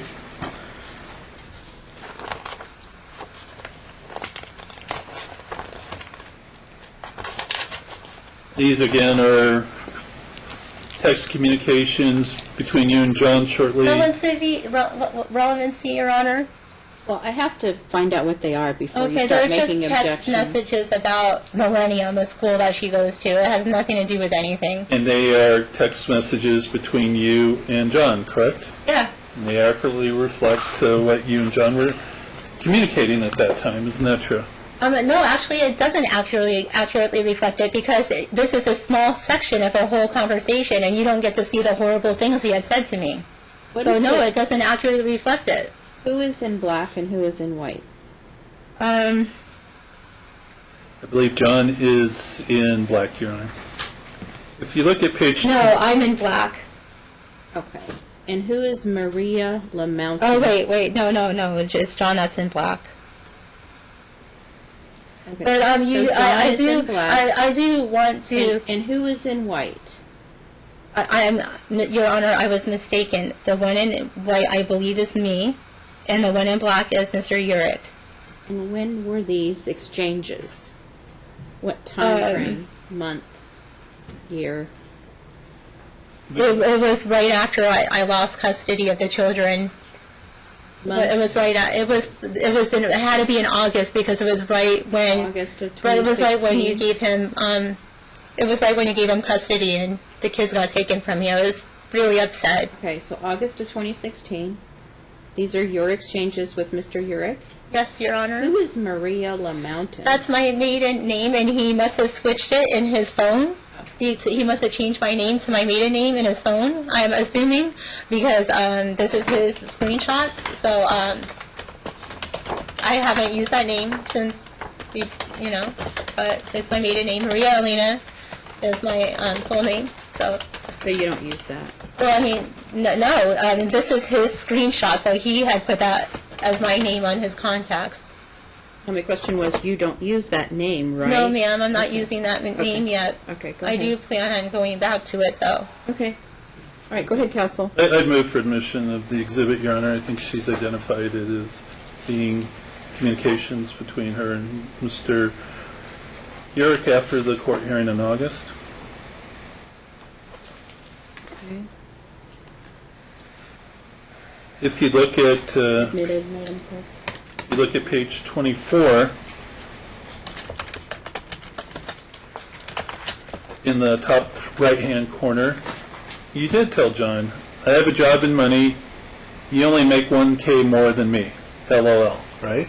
Yeah, I put LOL because I was being sarcastic, because that's what he had wrote in his report. You have to understand, this is not the whole conversation. And this is the conversation where you called John a pussy? I probably did. I was extremely upset, and he was calling me horrible names as well. I'm not proud of it, but I probably did. You don't communicate with John, isn't that true? That's not true. John doesn't communicate with me. I try to communicate with him as much as I can. As a matter of fact, he's made false allegations that I hadn't communicated him with in the past, and I had printed out all the emails he was CC'd on. I printed out all the times he was given videos, texts, and accounts of what happened. And I printed out all the text messages from him and his daughter, which proves he was completely lying. And again, I want to be amicable. I wanted an amicable divorce. Calling him a pussy was trying to be amicable? I just said I wasn't proud of that moment, and we were both calling each other names, and I want to be amicable, and always have. And it is Mr. Urich that wants to take control of everything. E-Money Inc. is what? I'm sorry? What is E-Money Inc.? E-Money Inc.? You mean Z-Money Inc.? Okay, Z-Money Inc. Okay, I had met someone a long time ago named Urich Durkee, and he had a business called Z-Money Inc., and I did business cards for him, and then he said I could work for him as his manager, and I wanted to do that, but then after investigating him further, I found out he's a con man and has had different things brought up against him on the internet, and also I think he actually got arrested for fraudulent things, and that's the reason why I didn't continue speaking with him after that, or working for him after that. Isn't it true for this life-threatening surgery for your breasts that you told us about that the doctor called and counseled due to you being rude to his staff? No, that's not true. That's not what happened. And the doctor, in fact, refund $3,000? That wasn't what happened. The doctor was upset because John and I were fighting inside the the room, the meeting room, and this doctor is an Indian doctor, and he was found me disrespectful because of what me and John were talking about, and that's what happened. It was a huge ordeal, mostly about that. And wasn't, in fact, a friend of yours named Jason Lopez that fixed things with the doctor? Again, I don't want to put labels on any relationships I had. He was at first, when I had first met Jason Lopez, I was renting a room from his house, and it was completely nothing to do with a boyfriend, girlfriend, anything like that at all. It was just renting a room from his house. Now, when all this he has several homes, and he's an attorney. When all these things started happening, and the no one would co-sign for me and I couldn't get the money in time, Mr. Lopez loaned me $10,000 for the surgery because he didn't want me to die by not having the surgery, because the surgery was life-threatening and important.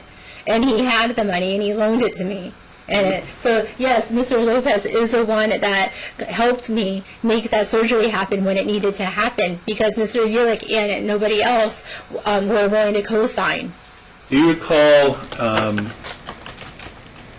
telling the court in August of last year that your job was managing Jordan's career?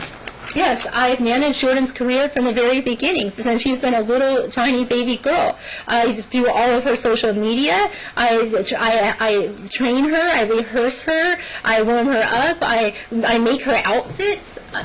Yes, absolutely. Every detail of her training and career has been done by me up until the court took her from me in August.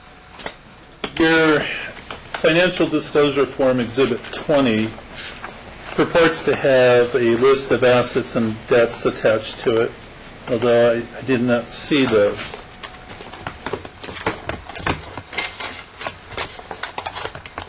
Did you make such a list?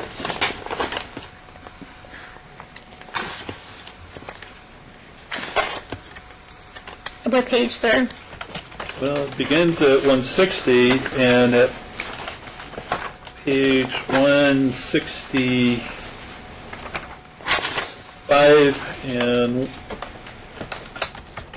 or actually 166, you say see attached, but there's nothing attached. I do have a list of all the finances that I incurred during this time. John was not giving me any money whatsoever except for a few designs I had done, which I was grossly underpaid for. I was paying for Jordan's training, Jordan's babysitting, Jordan's food, Jordan's care, transportation, everything that had to do with her career, training, and upkeep, including housing and everything. John was not paying me anything towards any of that. You drive a cruise vehicle? Yes, that's another thing And that that you bring was up. something that John's parents put $10,000 down Oh, for really? the Did they dump. really? Okay, well, you know what? First of all, that cruise that you're talking about was fraudulently put in my name. Okay, I never signed anything. The name that they put on there was fraudulently put. I never bought the car, which is in my name. This car is a Lemon that was bought from Hertz rental car place. It was a rental car. How long have you been driving it? I've been driving it since that they purchased it, and I How long would also that have been be? making the payments, and I'm underwater in this Lemon. How long would that be? It's fraudulently in my name. How long have you been driving it? I'm not sure. Whatever the day they got it and brought it back, I've been driving it since that day. Over 2 years? It's a 2014, correct? No, I don't think it's been 2 years, sir.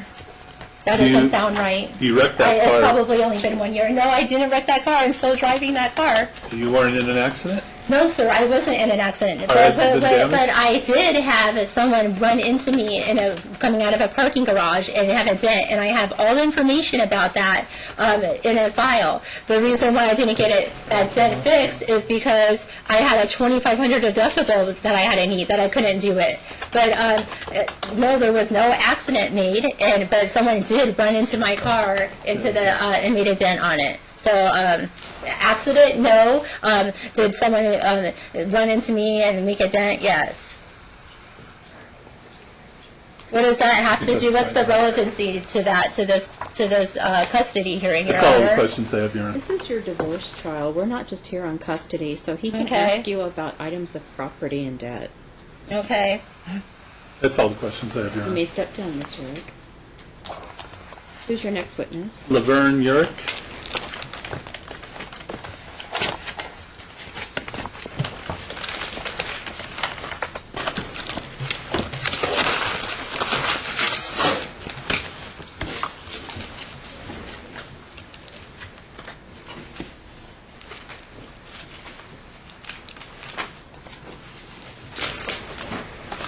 The plaintiff is going to ask questions of his witness. You will be given an opportunity to cross-examine the witness after he is finished. Your Honor, am I allowed to object if I feel like I need to object? You can object to the form of the question. You can't object to the answer. You can only object to the form of the What if question. the answer is hearsay or something that's not evidence or irrelevant? That's my job. Okay. Oh, It's my job to know what hearsay is. It's my job to know what relevance is. I'm really confused because I did some research and I read a court case that says I not only have the right to object, but if I don't assert myself, that I could be waiving my future rights. Should I tell you the name of the court case? No, that's okay, Ms. Urich. I'm just don't want to take away my chance for Hearsay to come in? Well, yes, because I know. I will mention if it's hearsay. I've read what she said in Ms. Bergquist's report, and there's a lot of hearsay and there's a lot of lies. And so that's what my concern is. I'm concerned that she's going to repeat what she said in Ms. Bergquist. And according to my research, I have not only a right to object, but I should assert my objections. And I'm just wondering, how do I do that respectfully, Your Honor? You will say objection, and I will say grounds. Okay. And you will state the evidentiary grounds. Okay. And then counsel will respond. Okay. I will try to do that. I wish I had representation.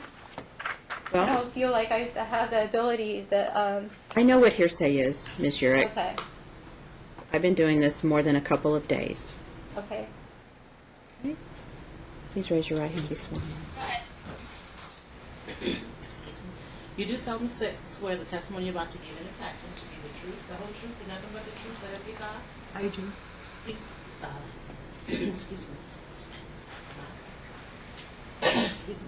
Please state your full name and spell your last name for the record, please. Laverne N. Urich, Y-U-R-I-K. Thanks. All right, Ms. Urich, do you know John? Yes. And how do you know John? He's my son? And do you know the lady seated to my left? Yes. And who is she? My daughter-in-law.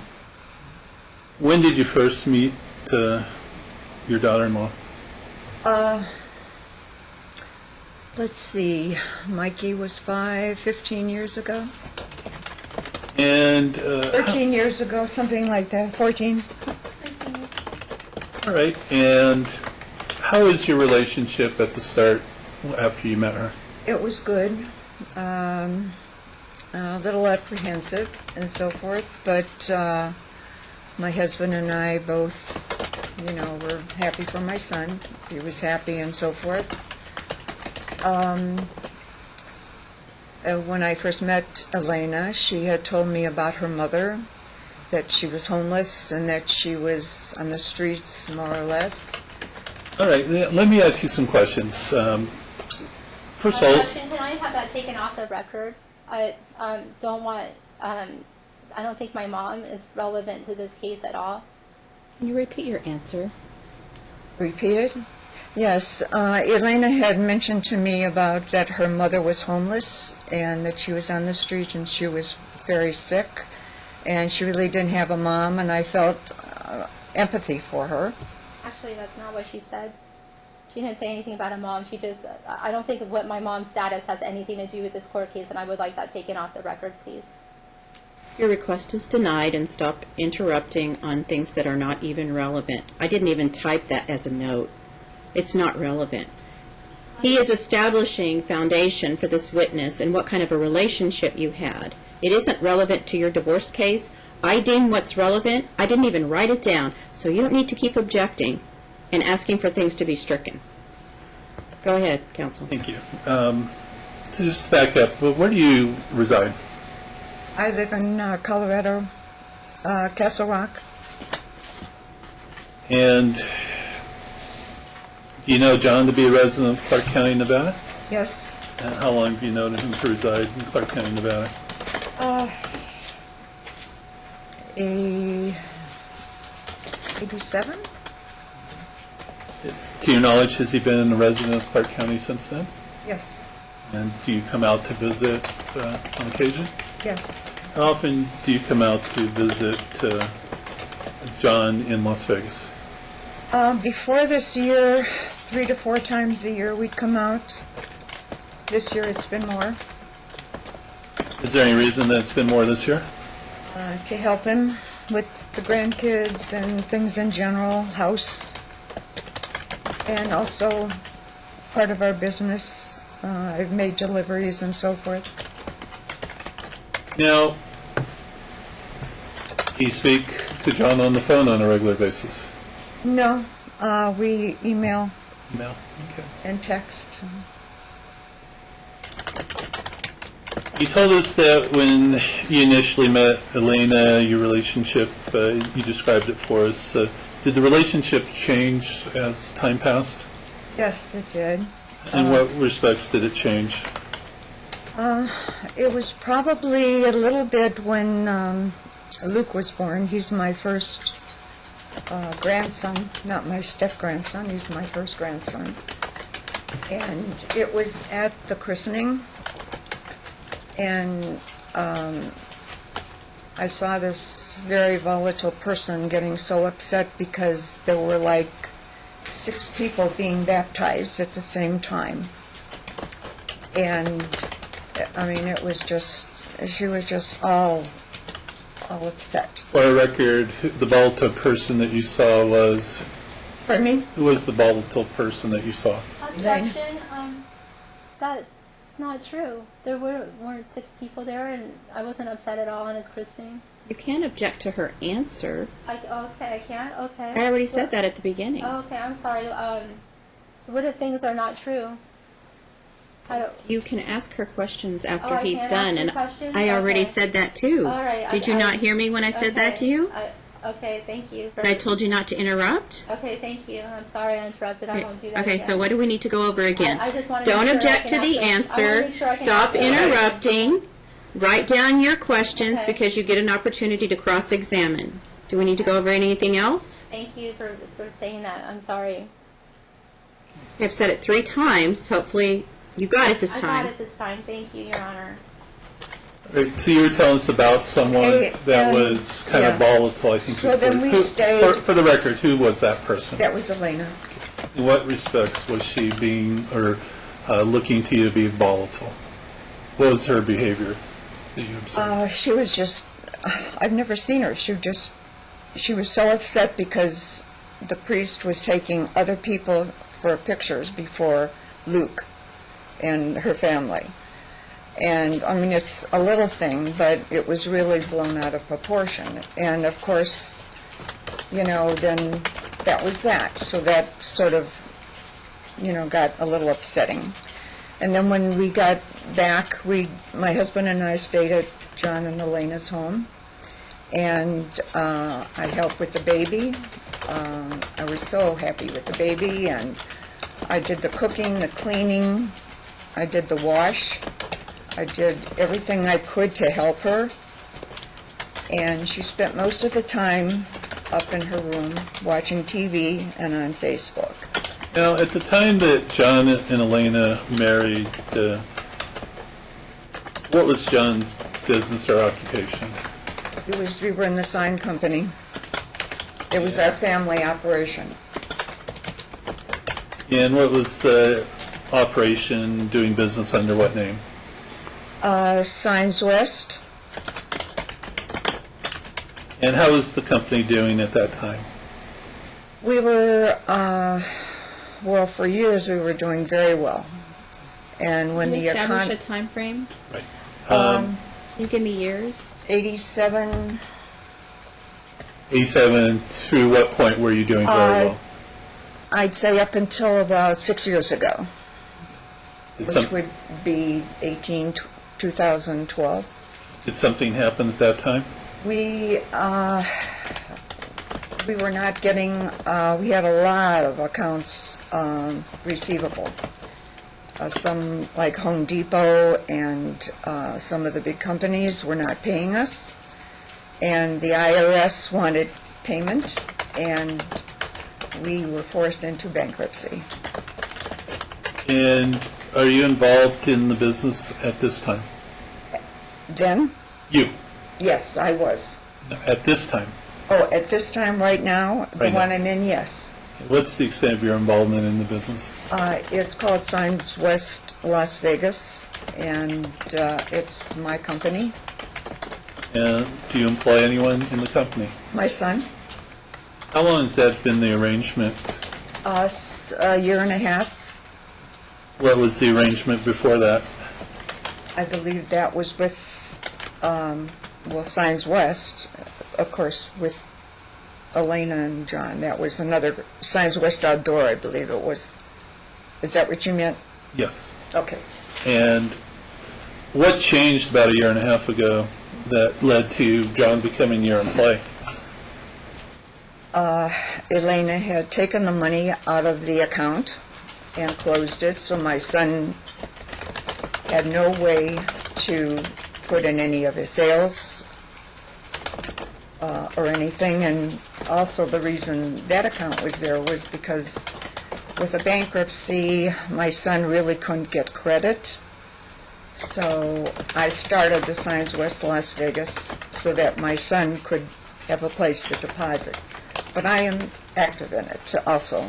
Do you provide financial support? Yes. Well, and as far as paying him, yes.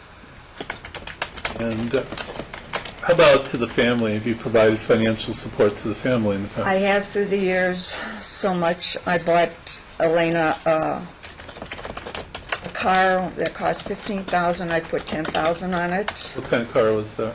That was the Cruise. What other financial support have you provided I've to the family? supported Jordan in a lot of her dance, her dresses, whatever. Anytime Elena would call and ask for something, I was right there to help. I buy the kids' clothes. The boys, I have 3 boys, and they never would like to go shopping. And Luke and Johnny, whenever I come out, they always ask, Grandma, we're going to go clothes shopping. Is John close to his family? Yes, very. All my boys are. Did that ever become a point of contention with Elena, to your knowledge? Pardon me? Did that ever become a point of contention with Elena, to your knowledge? This is her knowledge. It's not hearsay. I really, I can't say. All I know is she resented the fact, and she would ask me sometimes, she wishes her family could be as close as ours. I know she, well, that's all I'll say. Did she ever make any derogatory comments regarding John's relationship Yes, with you? with the boys, With you? my relationship with my son. Yes. Objection, She Your would Honor. call- John says, does this have to do with our divorce? Relevance? Goes to the custody matter and basically stability. I think it goes more as to conflict. That as well, Your Honor. The only thing was Mama's boy. She would say John was a mama's boy, and that definitely is not true. Have you ever seen Elena get physical with anyone? Yes, And with who have you observed that? her children, Mikey. Okay, let's talk about Mikey. What did you observe in that regard?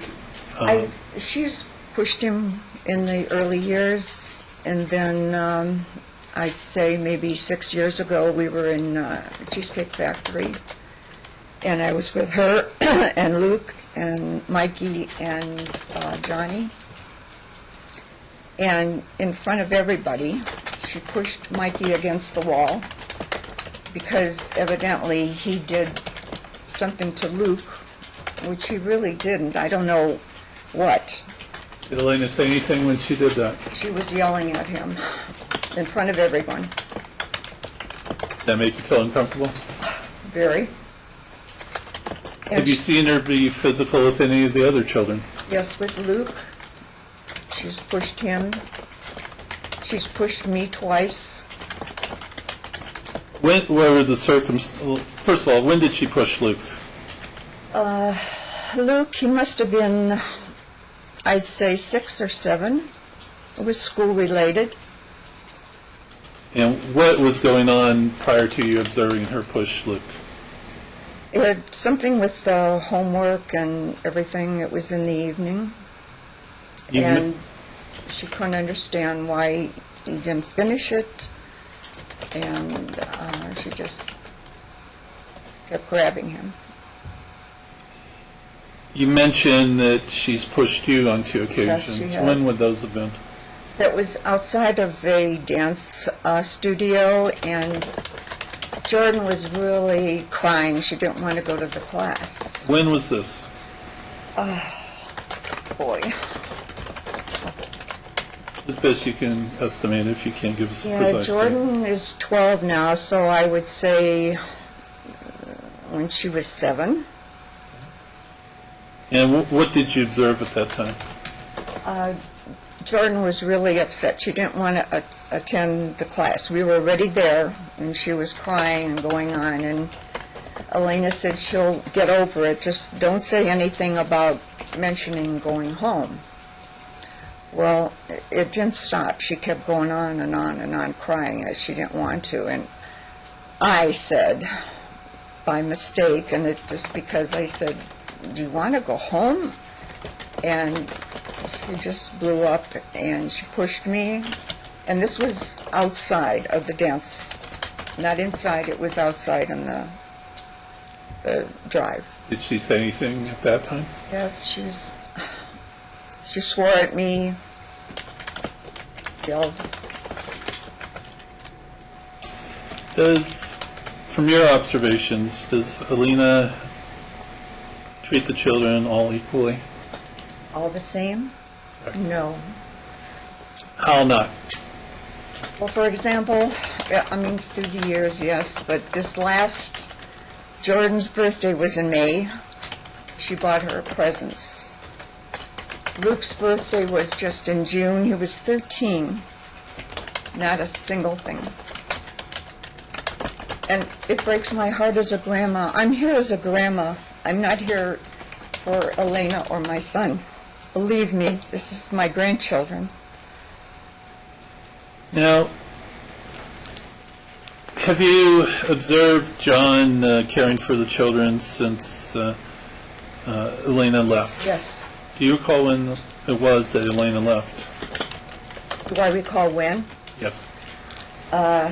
Last was before June. I need help there. Okay, if you don't know, you can tell us you don't know. Yeah, I know it was before June. All right. And since then, have you observed John care for the children? Yes. Yeah. Does he do a good job caring for the children? Yes, he does. I don't know how he does it. What have you observed him do? His demeanor with them. He loves his children. He treats them equally. He coaches the boys. He takes Jordan to L.A. She has done well in the last year while he has taken her there. What type of things does he do for the children?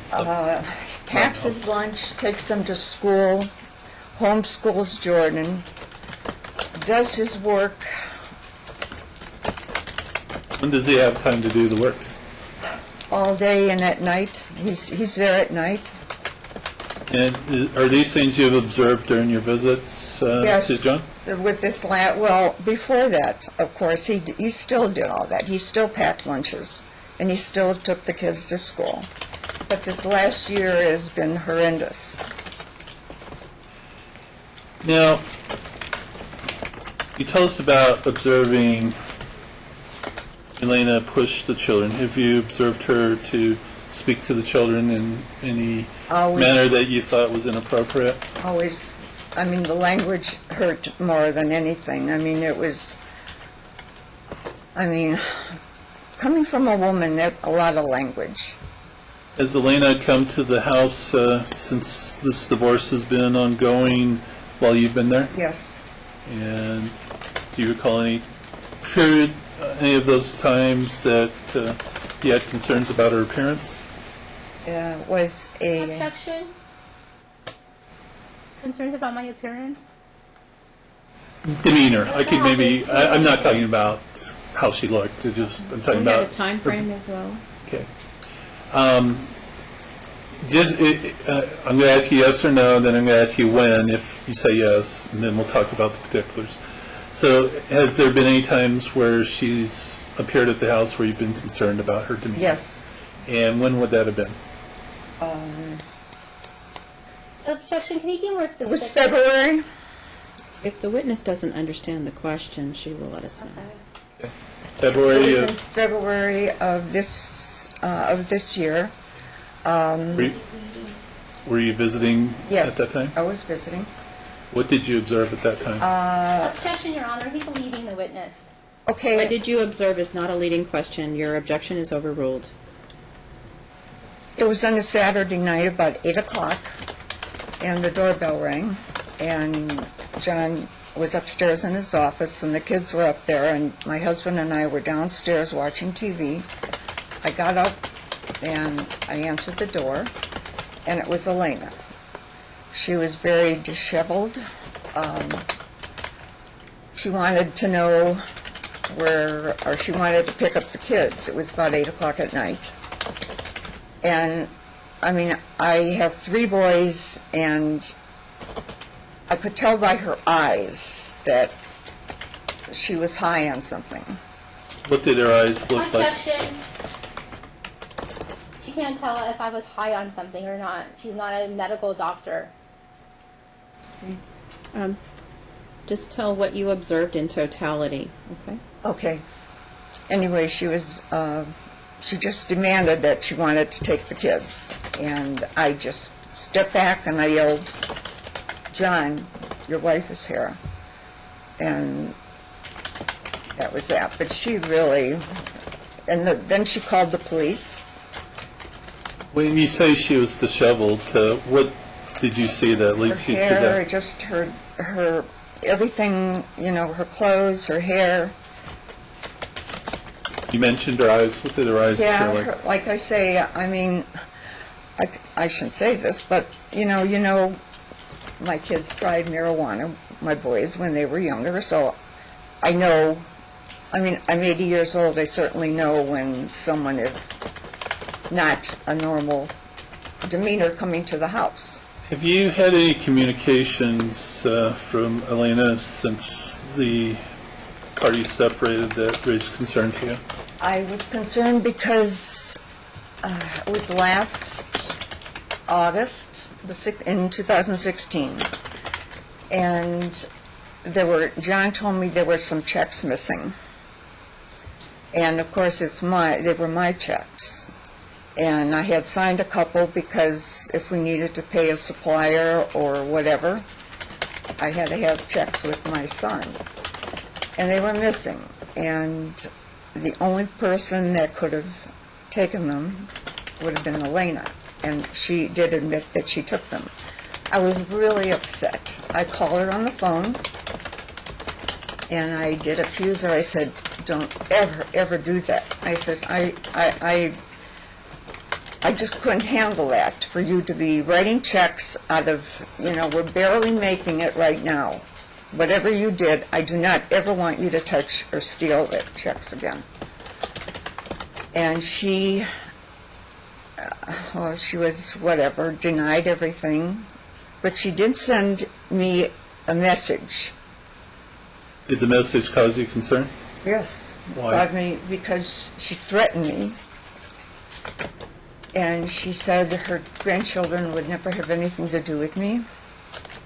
She never lied. She said she never would steal or lie or do anything like that. And the swear words upset me.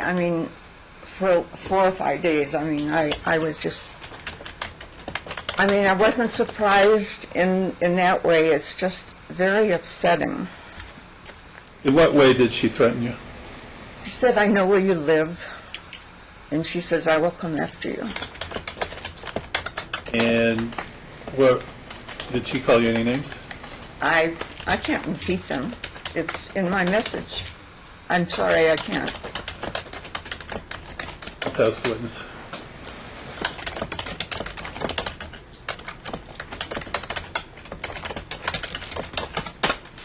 Ms. Urich?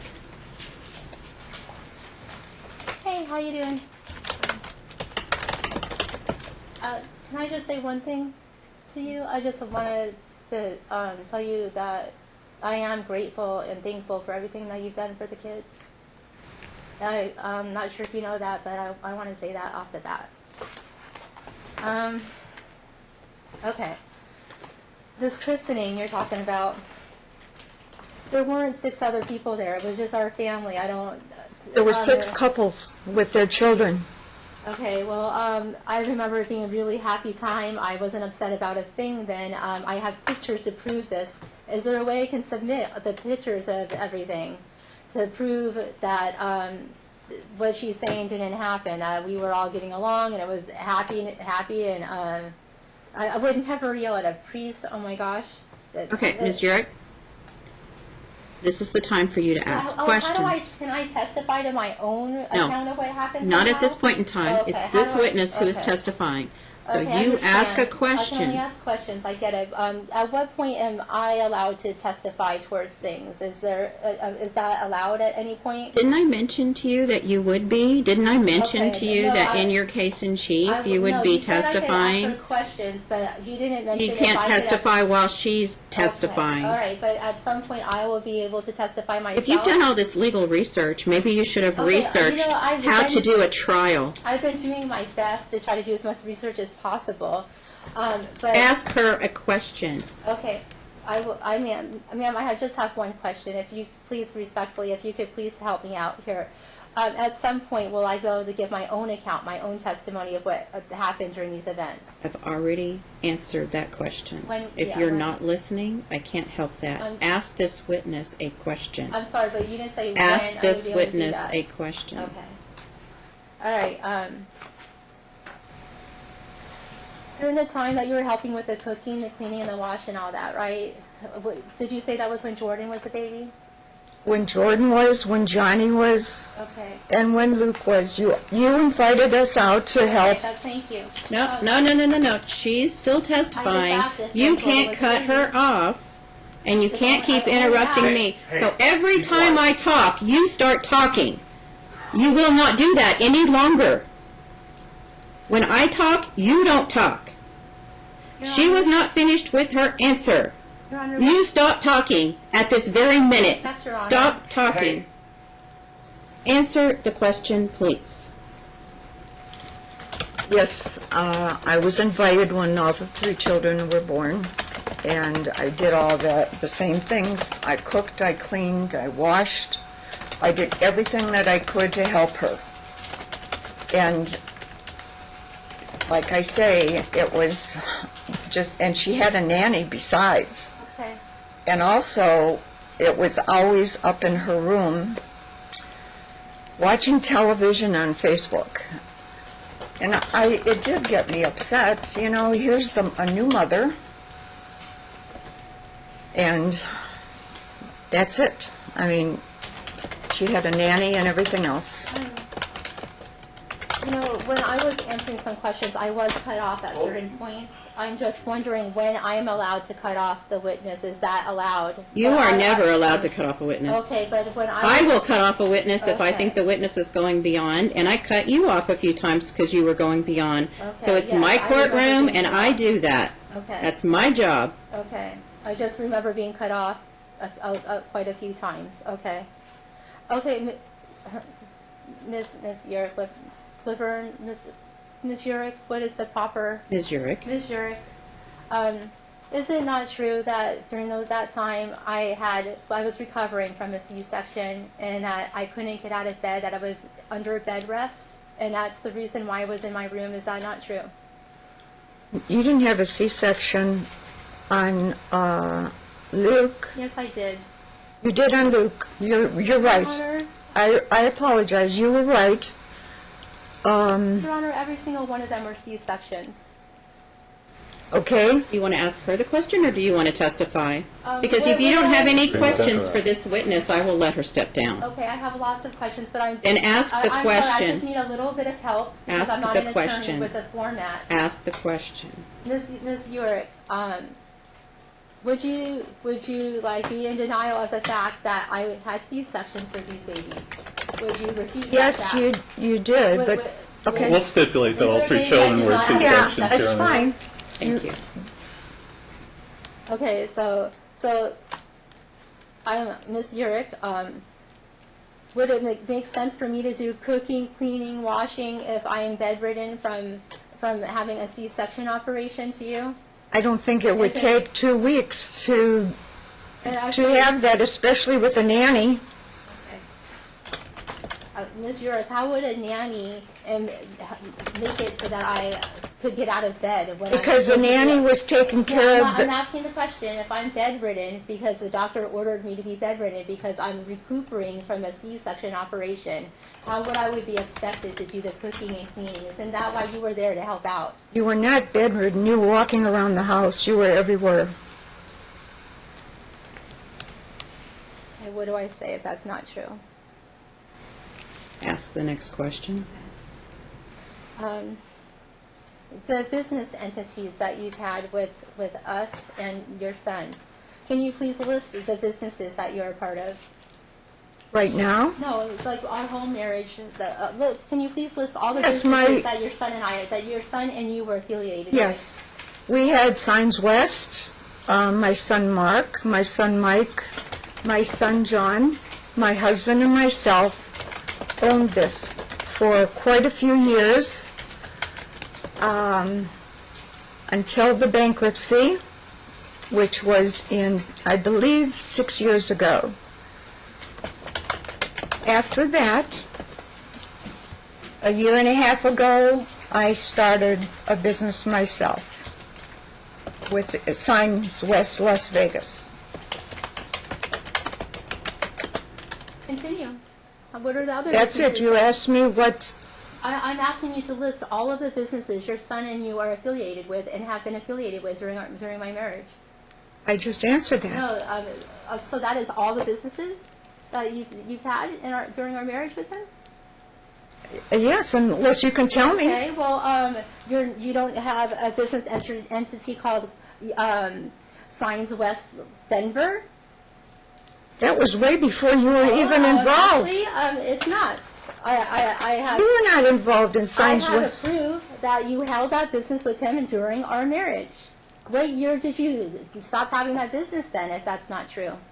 You were not involved in that I marriage. am married to your son. That makes me involved.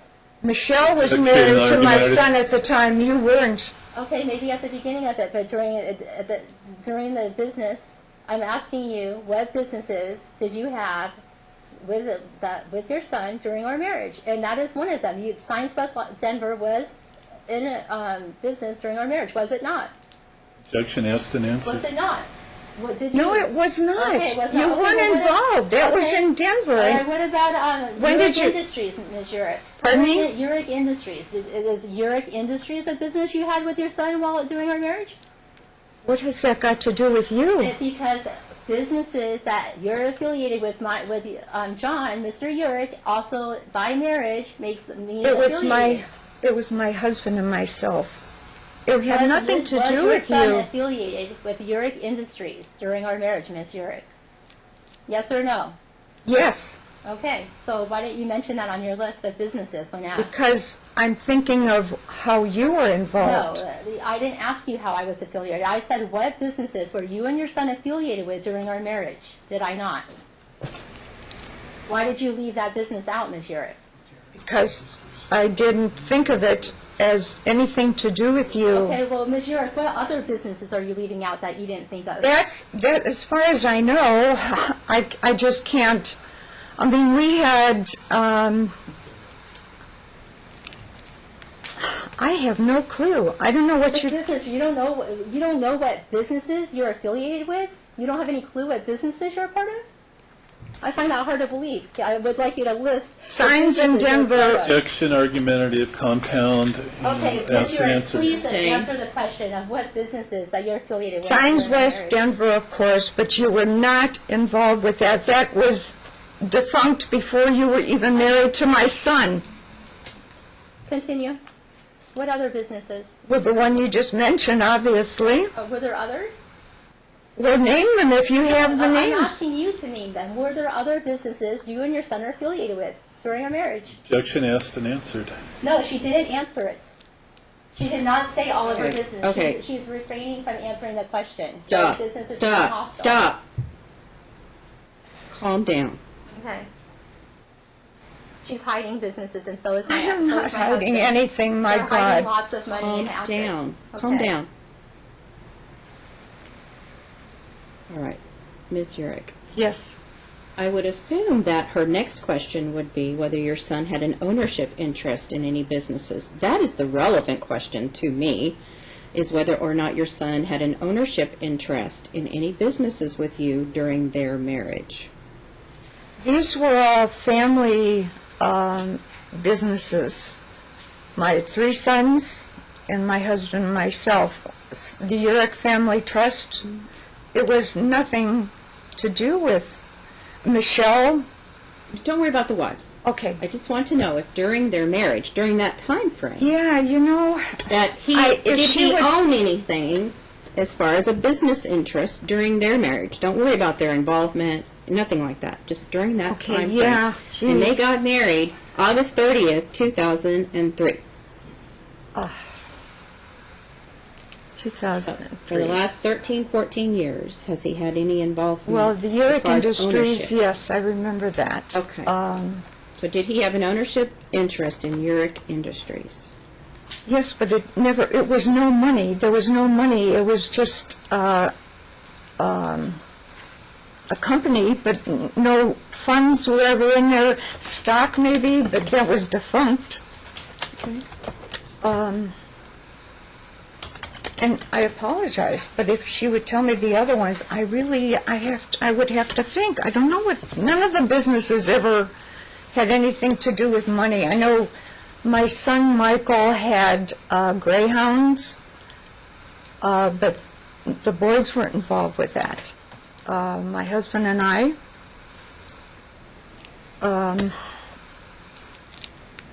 so I apologize. If you want to tell me what they are. No, I would expect that someone would know what businesses they own. Oh, I'm sorry. I'm And 80, I'm Elena. asking you to list them and not hide business Yeah. entities. I did this in a very calm manner. Okay, Did you not observe how I Okay. did that? Okay, And I'll that's try to exactly how you should be Okay, doing I'll it. try harder, Your Honor. I'm sorry.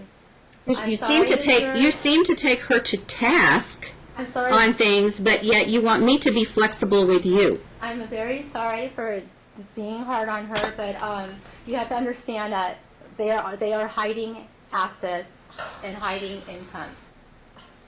And I need help. And let me also caution you, Ms. I Urich. need help improving it. I need an attorney. I need a Ms. I need Urich, an stop investigative talking. forensic accountant. Stop talking. I have given you 2 continuances of this trial so you can get a lawyer. I have not received any proposed exhibits from you. So you are to refrain from mentioning any, quote, evidence, close quote, that you may think is relevant that you have not brought before this court. You cannot mention those things because you haven't even given me a proposed set of exhibits. So you are taking too much time in going off tangents, saying you have proof of this, you have proof of that, because you have given me no booklet that I ask you to. This booklet I got from the plaintiff. I didn't get one from you because you said you didn't have time to copy it. So, no more references to outside documents. I am going by the evidence that's being presented today. Do you understand me?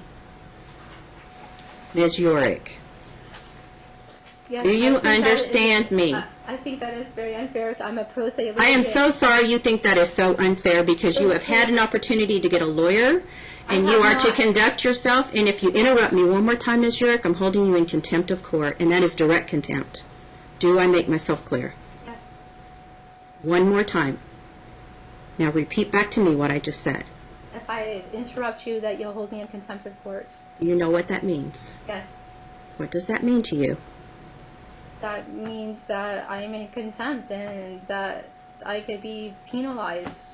And what are those penalties? Jail time, I guess. You guessed right. Your Honor. Attorney's fees, fines, and incarceration, or a combination thereof. So you will not refer to extrinsic documents that are not before me as proposed evidence. You will not interrupt me any longer, and you will follow my instructions. Do I make myself clear? Yes. Thank you. Ask your next question. May I ask you a question, Your Honor? No, ask the question of the witness.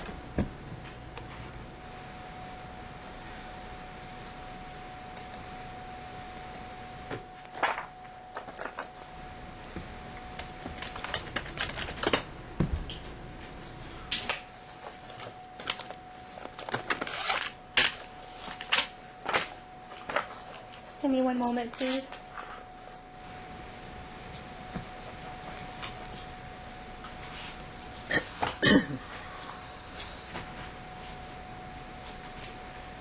All right, Ms. Urich, so you're swearing that you had nothing to do with mounting greyhounds. Mountain Greyhounds was my son's and my husband's, and I believe our company in Denver. So you did have something to do with mounting greyhounds, you're saying now. Well, yes, because, again, I'm sorry, but it has nothing to do with you. This was before you were even in the picture. Okay. I actually have evidence that's not okay. Ms. Urich, Clearwater Management. Are you affiliated with that business? What is the name? Clearwater Management. No, I have. You don't know anything about Clearwater Management? No, I do not.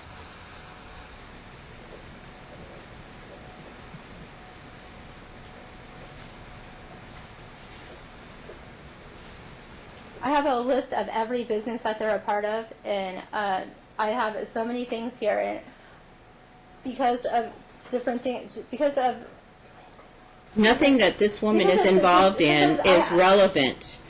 If Mr. Urich is involved in it, it's relevant. But if she's involved in it, it's not relevant. Mr. Urich, these are all family businesses. Every business that I'm naming, they're completely in everybody's name. When you look at my... No, I think I have to object at If you this look point. up The the court businesses on the did tell her internet, not to the reference offices documents she and hasn't owners, produced. the offices, That's all exactly what she's owners doing. are Ms. Urich, all be a part quiet. of these family businesses. Ms. Urich, be quiet. Your Honor, I'll continue, sorry. again, I would object to her Know the referencing format, I'm not an attorney. documents that she's not produced today as I have- instructed by the I court. have no documents from you, Ms. Urich. I'm a pro se litigant and didn't know how to admit the documents into evidence. I tried to admit them through motions. Ms. I made Urich, efforts to admit Ms. them. Urich, limit Yes, your ma'am. questions to this witness, Okay, yes, to ma'am. what Yes, ma'am. John Urich Okay. may be involved in. Yes, ma'am. It's not relevant to what she's involved in. Yes, ma'am. So an example would be, Ms. Urich, to your knowledge, is your son John involved in Clearwater Industries? Okay, I understand. Ms. Urich, to your knowledge, is John Urich and you and the rest of the family involved with Desert Movers, Inc.? I'm sorry, I heard the part of it, just the name of it, I didn't hear. Desert Movers. I'm sorry. Objection, compound, I mean, she asked if, Just ask about John Urich, that's what I Was said. John Urich involved with Desert Movers? I have no idea what that is. Ms. Urich, did you not have a lawsuit with Desert Movers? No, I did not. You didn't? I did Have not. you ever heard of Direct Merchant Services? I did not. You did not have anything to do with a lawsuit that you were named on for Direct Merchant Services or Desert Movers? Absolutely not. I haven't been involved in any lawsuits. How do I admit evidence that this did happen and that I have this? How many times do I have to tell you that? That I can't because I didn't know how to do it before today. That I can't do it ever now. You can't do it at this trial. Okay. Why am I here then if I can't admit any evidence? Are you wishing to participate in this trial? Yes, I'm just. Okay, but you can't introduce I have any all evidence. this evidence right with me, and I did not. But know you how didn't have admit time it. to copy. I didn't know how to admit it. Okay. I'm trying to think of the other businesses that I found. I have a list in here, but I don't think you're going to give me the time to go look for it, right? That would take too much time if I look from my list of businesses. There's probably 24 different business entities that they have. Can I take the time to look from my list? Is that okay or not? You have 1 minute. If you're not organized, that's not my problem. I didn't print out my index, and that's my problem. Is that I have all this information in it.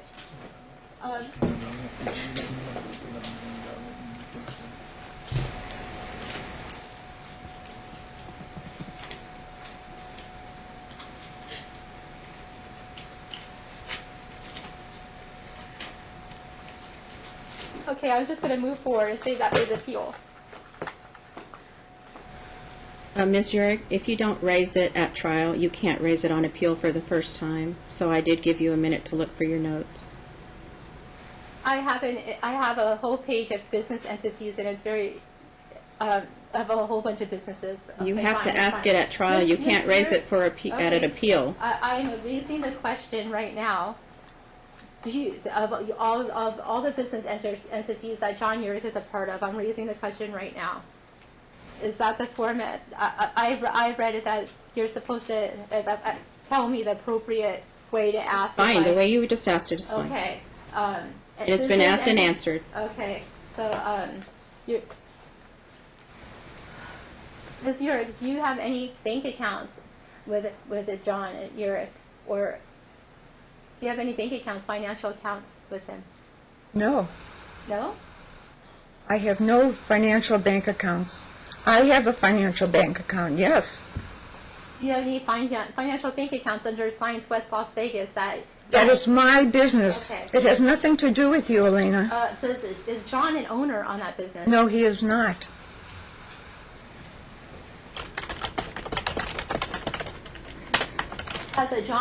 Have you written in checks for John out of that business, pre-written checks for him to use for business purposes? No. Has John had any access to your bank accounts? No.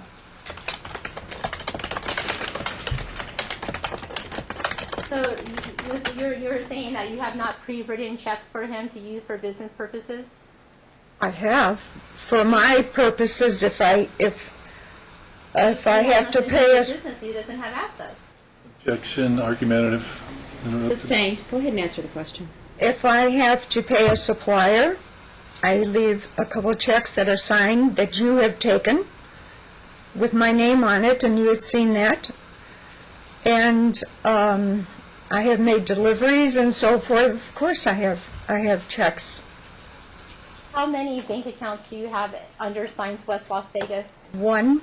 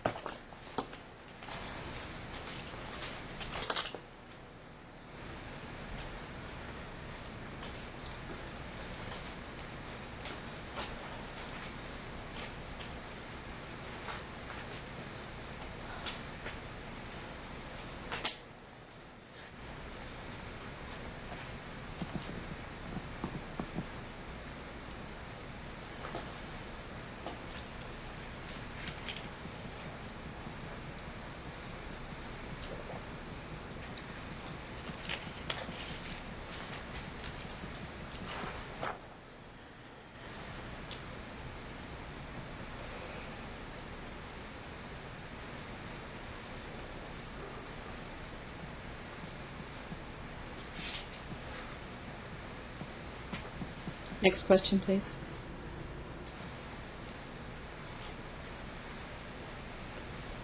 Do you have a bank account with Nevada State Bank ending in account number 7753? Do I have an out-of-state? No, do you have a Nevada State Bank account ending in account number 7753? I do have. That's my business. Science West Las Vegas, Nevada State Bank. Do you have a bank account ending with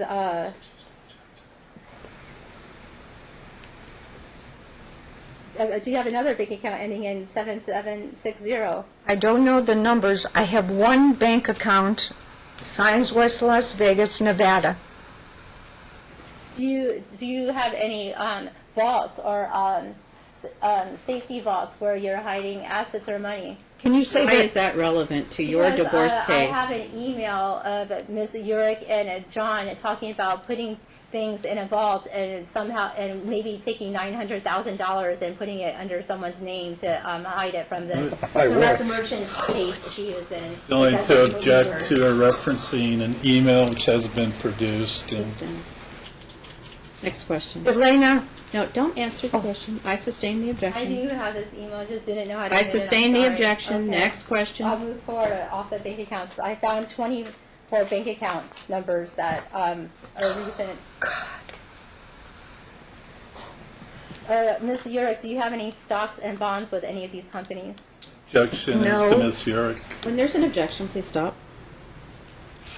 Whether Ms. Urich We are not has- here for her trial. Okay. We are here for your divorce trial, so you need to get to the point. I do think that there should have been third parties added on it, as I stated earlier. And Get she's to the one of point. them. I didn't know that at Get first. to the point. Okay. Ms. Urich, do you know of any stocks or bonds that John Urich has with these family companies? all these family companies are defunct and bankrupt. And I will say I had to sell a business for $400,000 to pay the trucks, because my husband and I were signed on Signs West before you were involved. And you know that. You know that we were almost broke. Your answer is not responsive. She just asked if John had any stocks or bonds No. in any of these companies. No. So, Ms. Urich, the moving company you just mentioned, was that Desert Movers? I have nothing to, I don't know what you're talking about. Ms. Urich, the trucks you just referenced to, was that Desert Movers? No, it was Signs West. So, Ms. Urich, you're saying that these trucks, you're saying Signs West had trucks? No, I didn't say that. Well, what are you saying? Who owned the trucks that you just referred to? I don't know what you're talking about, the trust. You just referred Trucks. to trucks. Trucks, those were the trucks, our Signs trucks, our big boom trucks and everything. They were repossessed, and I had to pay. And you knew that. And I had told you that many times. I'm referring to the fact that Signs West didn't have trucks and that it's Desert Movers that had trucks that you're referring to. Is that not true? Well, Ms. you Urich? know Signs West had these big trucks. You're not supposed to question me. I'm sorry, I'm not supposed to question her either. I forgot. But she's not supposed to question me. Is that right? You do a lot of things that you're not supposed to Okay, do, well, but you I'm want not to take her to concerned. task for Sorry. doing it. And you're interrupting me, and you are in contempt and fined $500.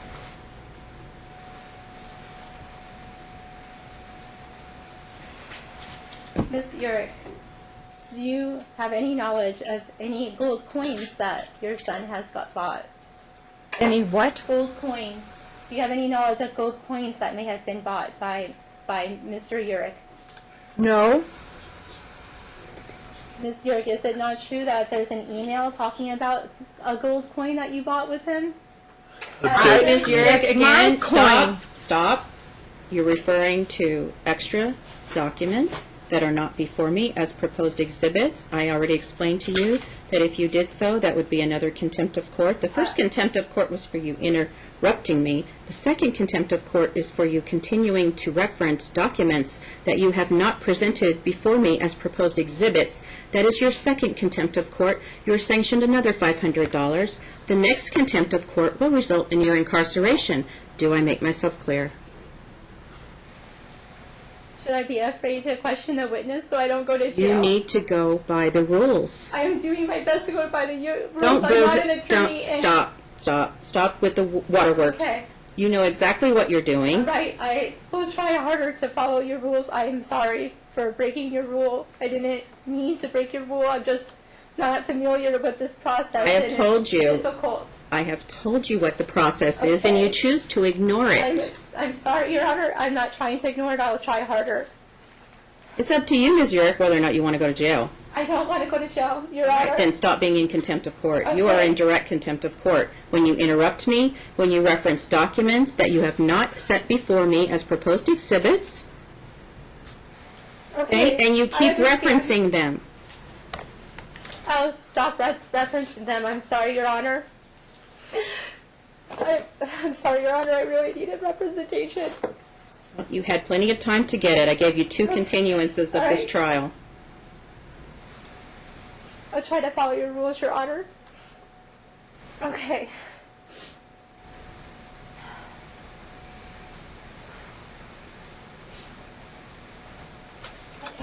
When you were talking...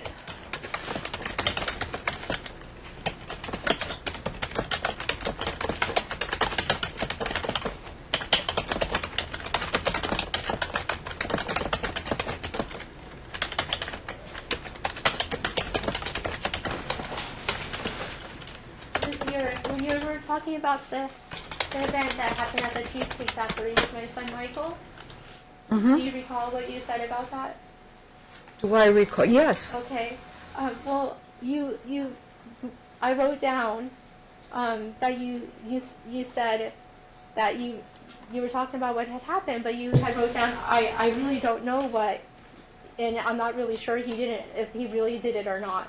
You said those words. So You said he pinched Luke in his balls, and he did not. I was right there. I didn't see Mikey do anything to Luke at all. Ms. Urich, I'm just asking you, if you didn't see Mikey do anything to Luke at all, then why are you accounting on something that you don't have enough information on to account? I was there. I saw what you did. Ms. Urich, you just stated that you didn't know everything, that you did not see everything. You just stated that you did not have all the facts. Did you not just state that? Objection misstates her testimony. Asked and Stay. answered. Okay. You stated I pushed Luke when he was 6 or 7 because of a homework problem in the evening time. Are you saying that's the only time I supposedly, allegedly pushed Luke? I have seen others, but I'm not. Elena, I just don't want to make things worse, okay? I'm just saying I've seen it. Okay, so when he was 6 or 7 and I allegedly pushed Luke, you're saying this was a homework problem. It had something to do, you were just so livid because of a homework problem. You were very livid and yelling at him and screaming at him. And I tried to tell you, you communicate with him, you talk to him and find it out. You don't use physical force and scream at him and swear at him. Ms. Urich, are you aware that when I discipline my sons, that I have them write sentences? That's how I discipline them. Are you aware of that Yes, form of discipline that I use? Have you seen me use that form of discipline? on occasion, yes. Would you say that would be the main form of discipline I use No. with my children? No, No? What would you say my form of discipline would be? just screaming at them, sending them to their room, making them cry, making them very upset. Sending them to I their tried to room? tell you, you communicate with your children. You talk to them, you explain this, you explain why you did this. Ms. Urich, you just- you're telling me that I send my children to their room for discipline? Yes, you give them a timeout. Oh, okay. That's what you did. Okay, let's talk about the dance studio experience.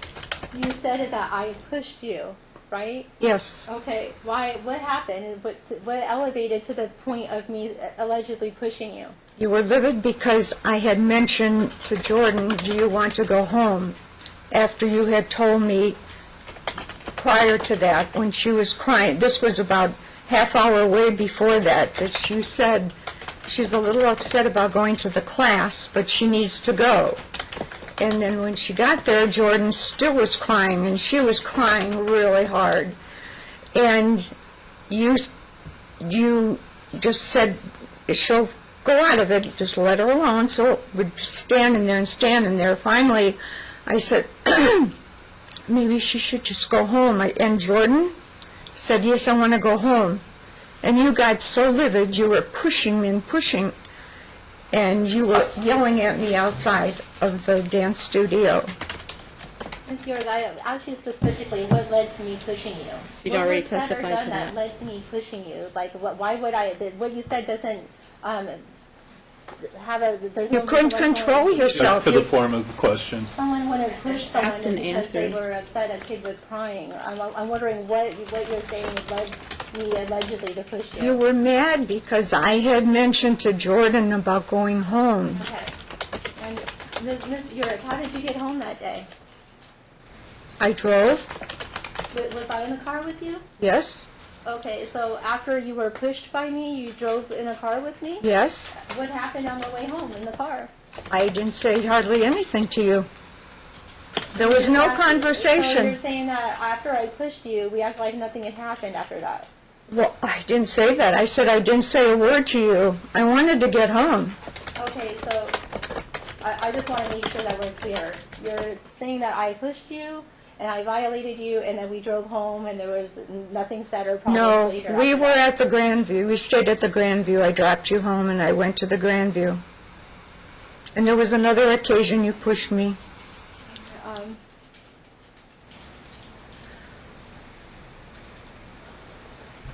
So, Ms. Urich, you stated that I don't treat them all equally, and then right after that statement, you stated, but through the years I did, yes.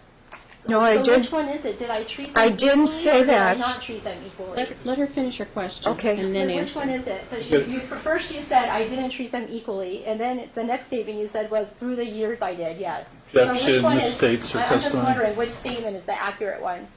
Okay. Yeah, Your mistakes. objection is sustained. That misstates her testimony. Consider it a new question. That doesn't, I can't answer.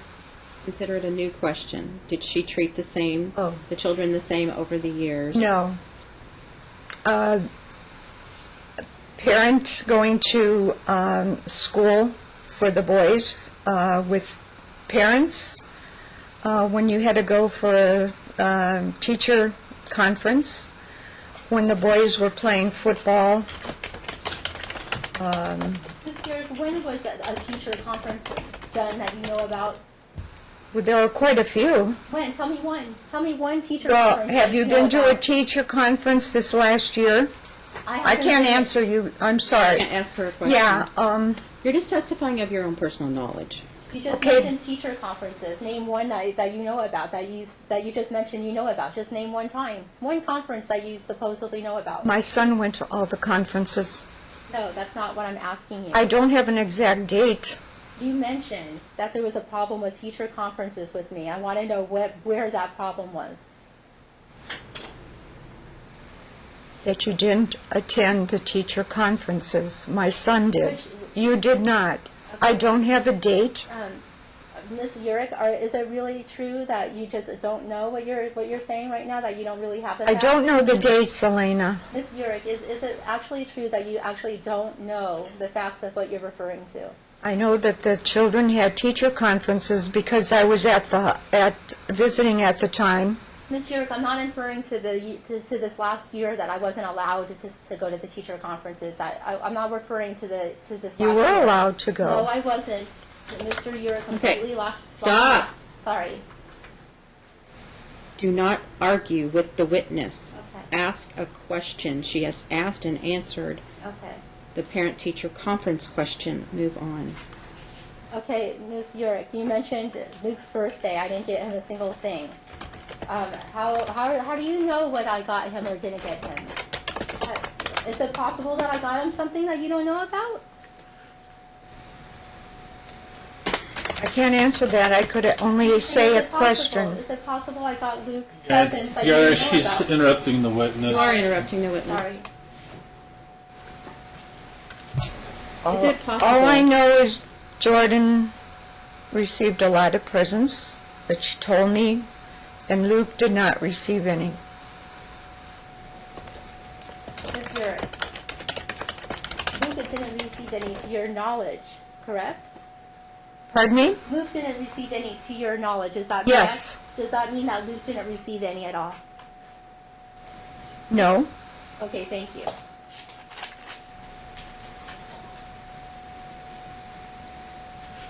my demeanor on February the 8th, that Saturday, right? Yes. Okay. Is it not true that I had just got back from driving from California when I had arrived at Yes. the house? Yes. So would that be a reason why I would be disheveled from driving for 6.5 to 7.5? No. Actually, that night there was a lot of traffic. It was No. a Saturday night, and it was a holiday, and I think there was much more traffic, and it took me closer to 7 or 8 hours to drive. No. I've seen you travel that way many times, and you've never looked like that. Miss Urich, do you think that someone driving for 8 hours and then just arriving somewhere, do you think that that would be a reason for them not to be perfectly looking? I just drove 13 hours from Denver, and no, it is not. I certainly wouldn't look disheveled driving 13 hours from Denver to Las Vegas. Ms. Urich, were you aware that Mr. Urich had told me that when I got back from LA after I dropped Jordan off as a favor for him, helping him out, were you aware that, I'm just wondering, since you were there, were you aware that Mr. Urich had told me when I got back from LA I could come get the boys? Were you aware of that fact? Objection assumes facts not in evidence. I'm just asking if she was aware of that fact. And he objected, saying it assumes facts not in evidence, and I sustained his objection. You do not need to answer the question. That would be a question for Mr. Urich. Next question for this witness. Okay, I was just asking about what she already testified to. She did not testify to that. Yes, she testified to February 8th, Saturday night, of me arriving there disheveled and looking like I was on drugs. Yep. So that's what I'm asking her about. I'm asking her about her testimony. I didn't say you were on drugs. Yes, That you isn't did. my You words. said I was. Stop arguing with the Okay, witness. I'm sorry.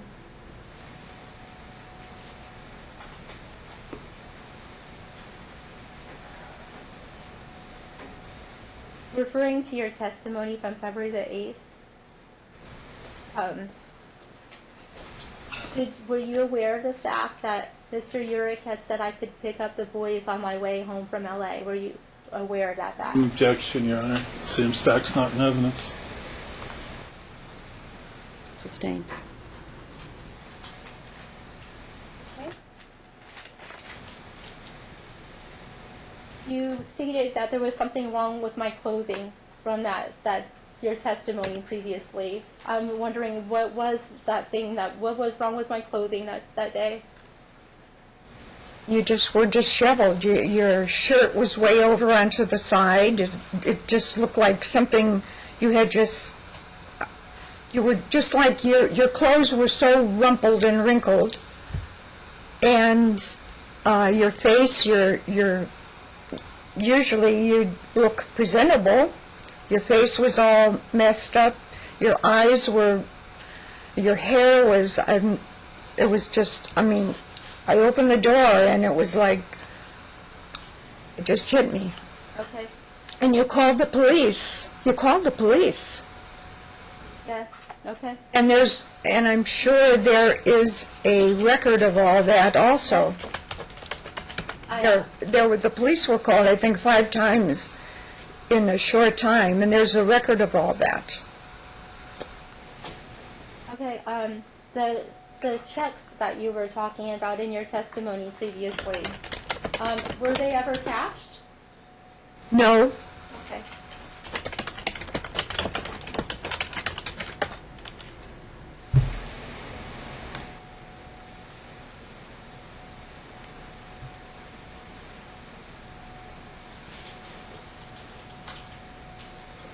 Ms. Urich, did you, in the phone conversation that you testified to with me, where I called you all these horrible names, did you not say, and I quote, you are a low life, you are the scum of the earth, and so forth?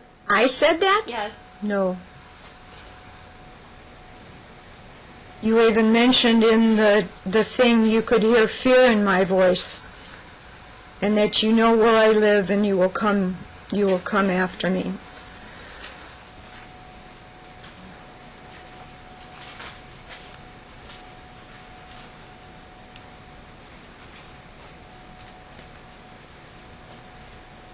And I'm still afraid of you, Elena.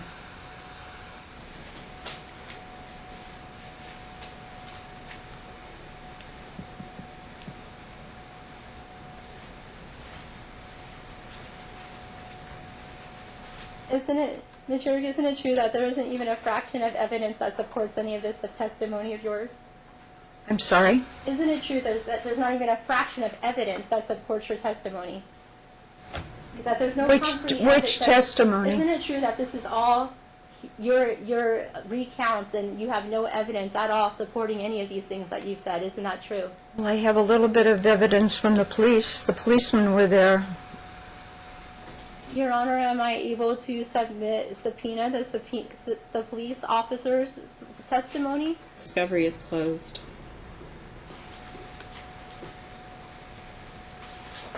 Well, I don't know what else I can ask her if I can't. I don't want to be in contempt of court and ask her about any of my evidence or exhibits, so I don't want to I be don't in want you to contempt do of that court. either, because you will be in contempt. Yeah, I don't want to do that, so I'm not So you going to have no ask her further another- questions for this witness? Yeah, I can't ask her any more questions. I have questions, but I don't want to be in contempt of court. No, you don't want to be in contempt of court. Okay, So you have no further questions? right. Okay. All right, we're going to take a lunch break, unless you are going to be very quick. I can be very quick. Your Honor. Okay. 4 or 5 questions, I All think. right, that's it. Oh, don't go away yet. Sorry.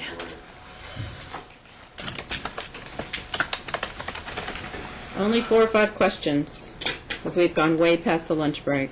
Right. And I want to release this witness. And I'll finish very quickly. You were asked by Elena about whether John was affiliated with certain businesses. When she asked you those questions, what did you understand the word affiliated to mean? That John was involved. And did that imply to you an ownership interest? Yes. And then you used the term defunct. What did you mean by the term defunct?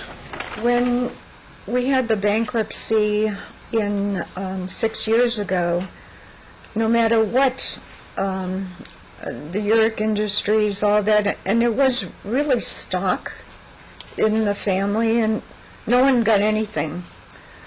We lost a lot of money. My sons lost a lot of money. We were all more or less in dire straits. And to this day, we're still that way. And just last question, Ms. Urich asked you if you had evidence of what you've testified to.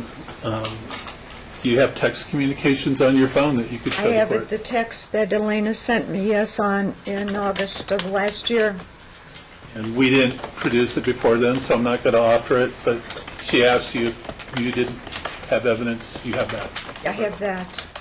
That's all I have, Your Honor. Thank you. You can step down. We'll be in recess until 1:45. You can leave any of your items if you like here. Just take your purses and your... Did you say 1:45, Your Honor? I'm sorry. Is that what time? Thank you.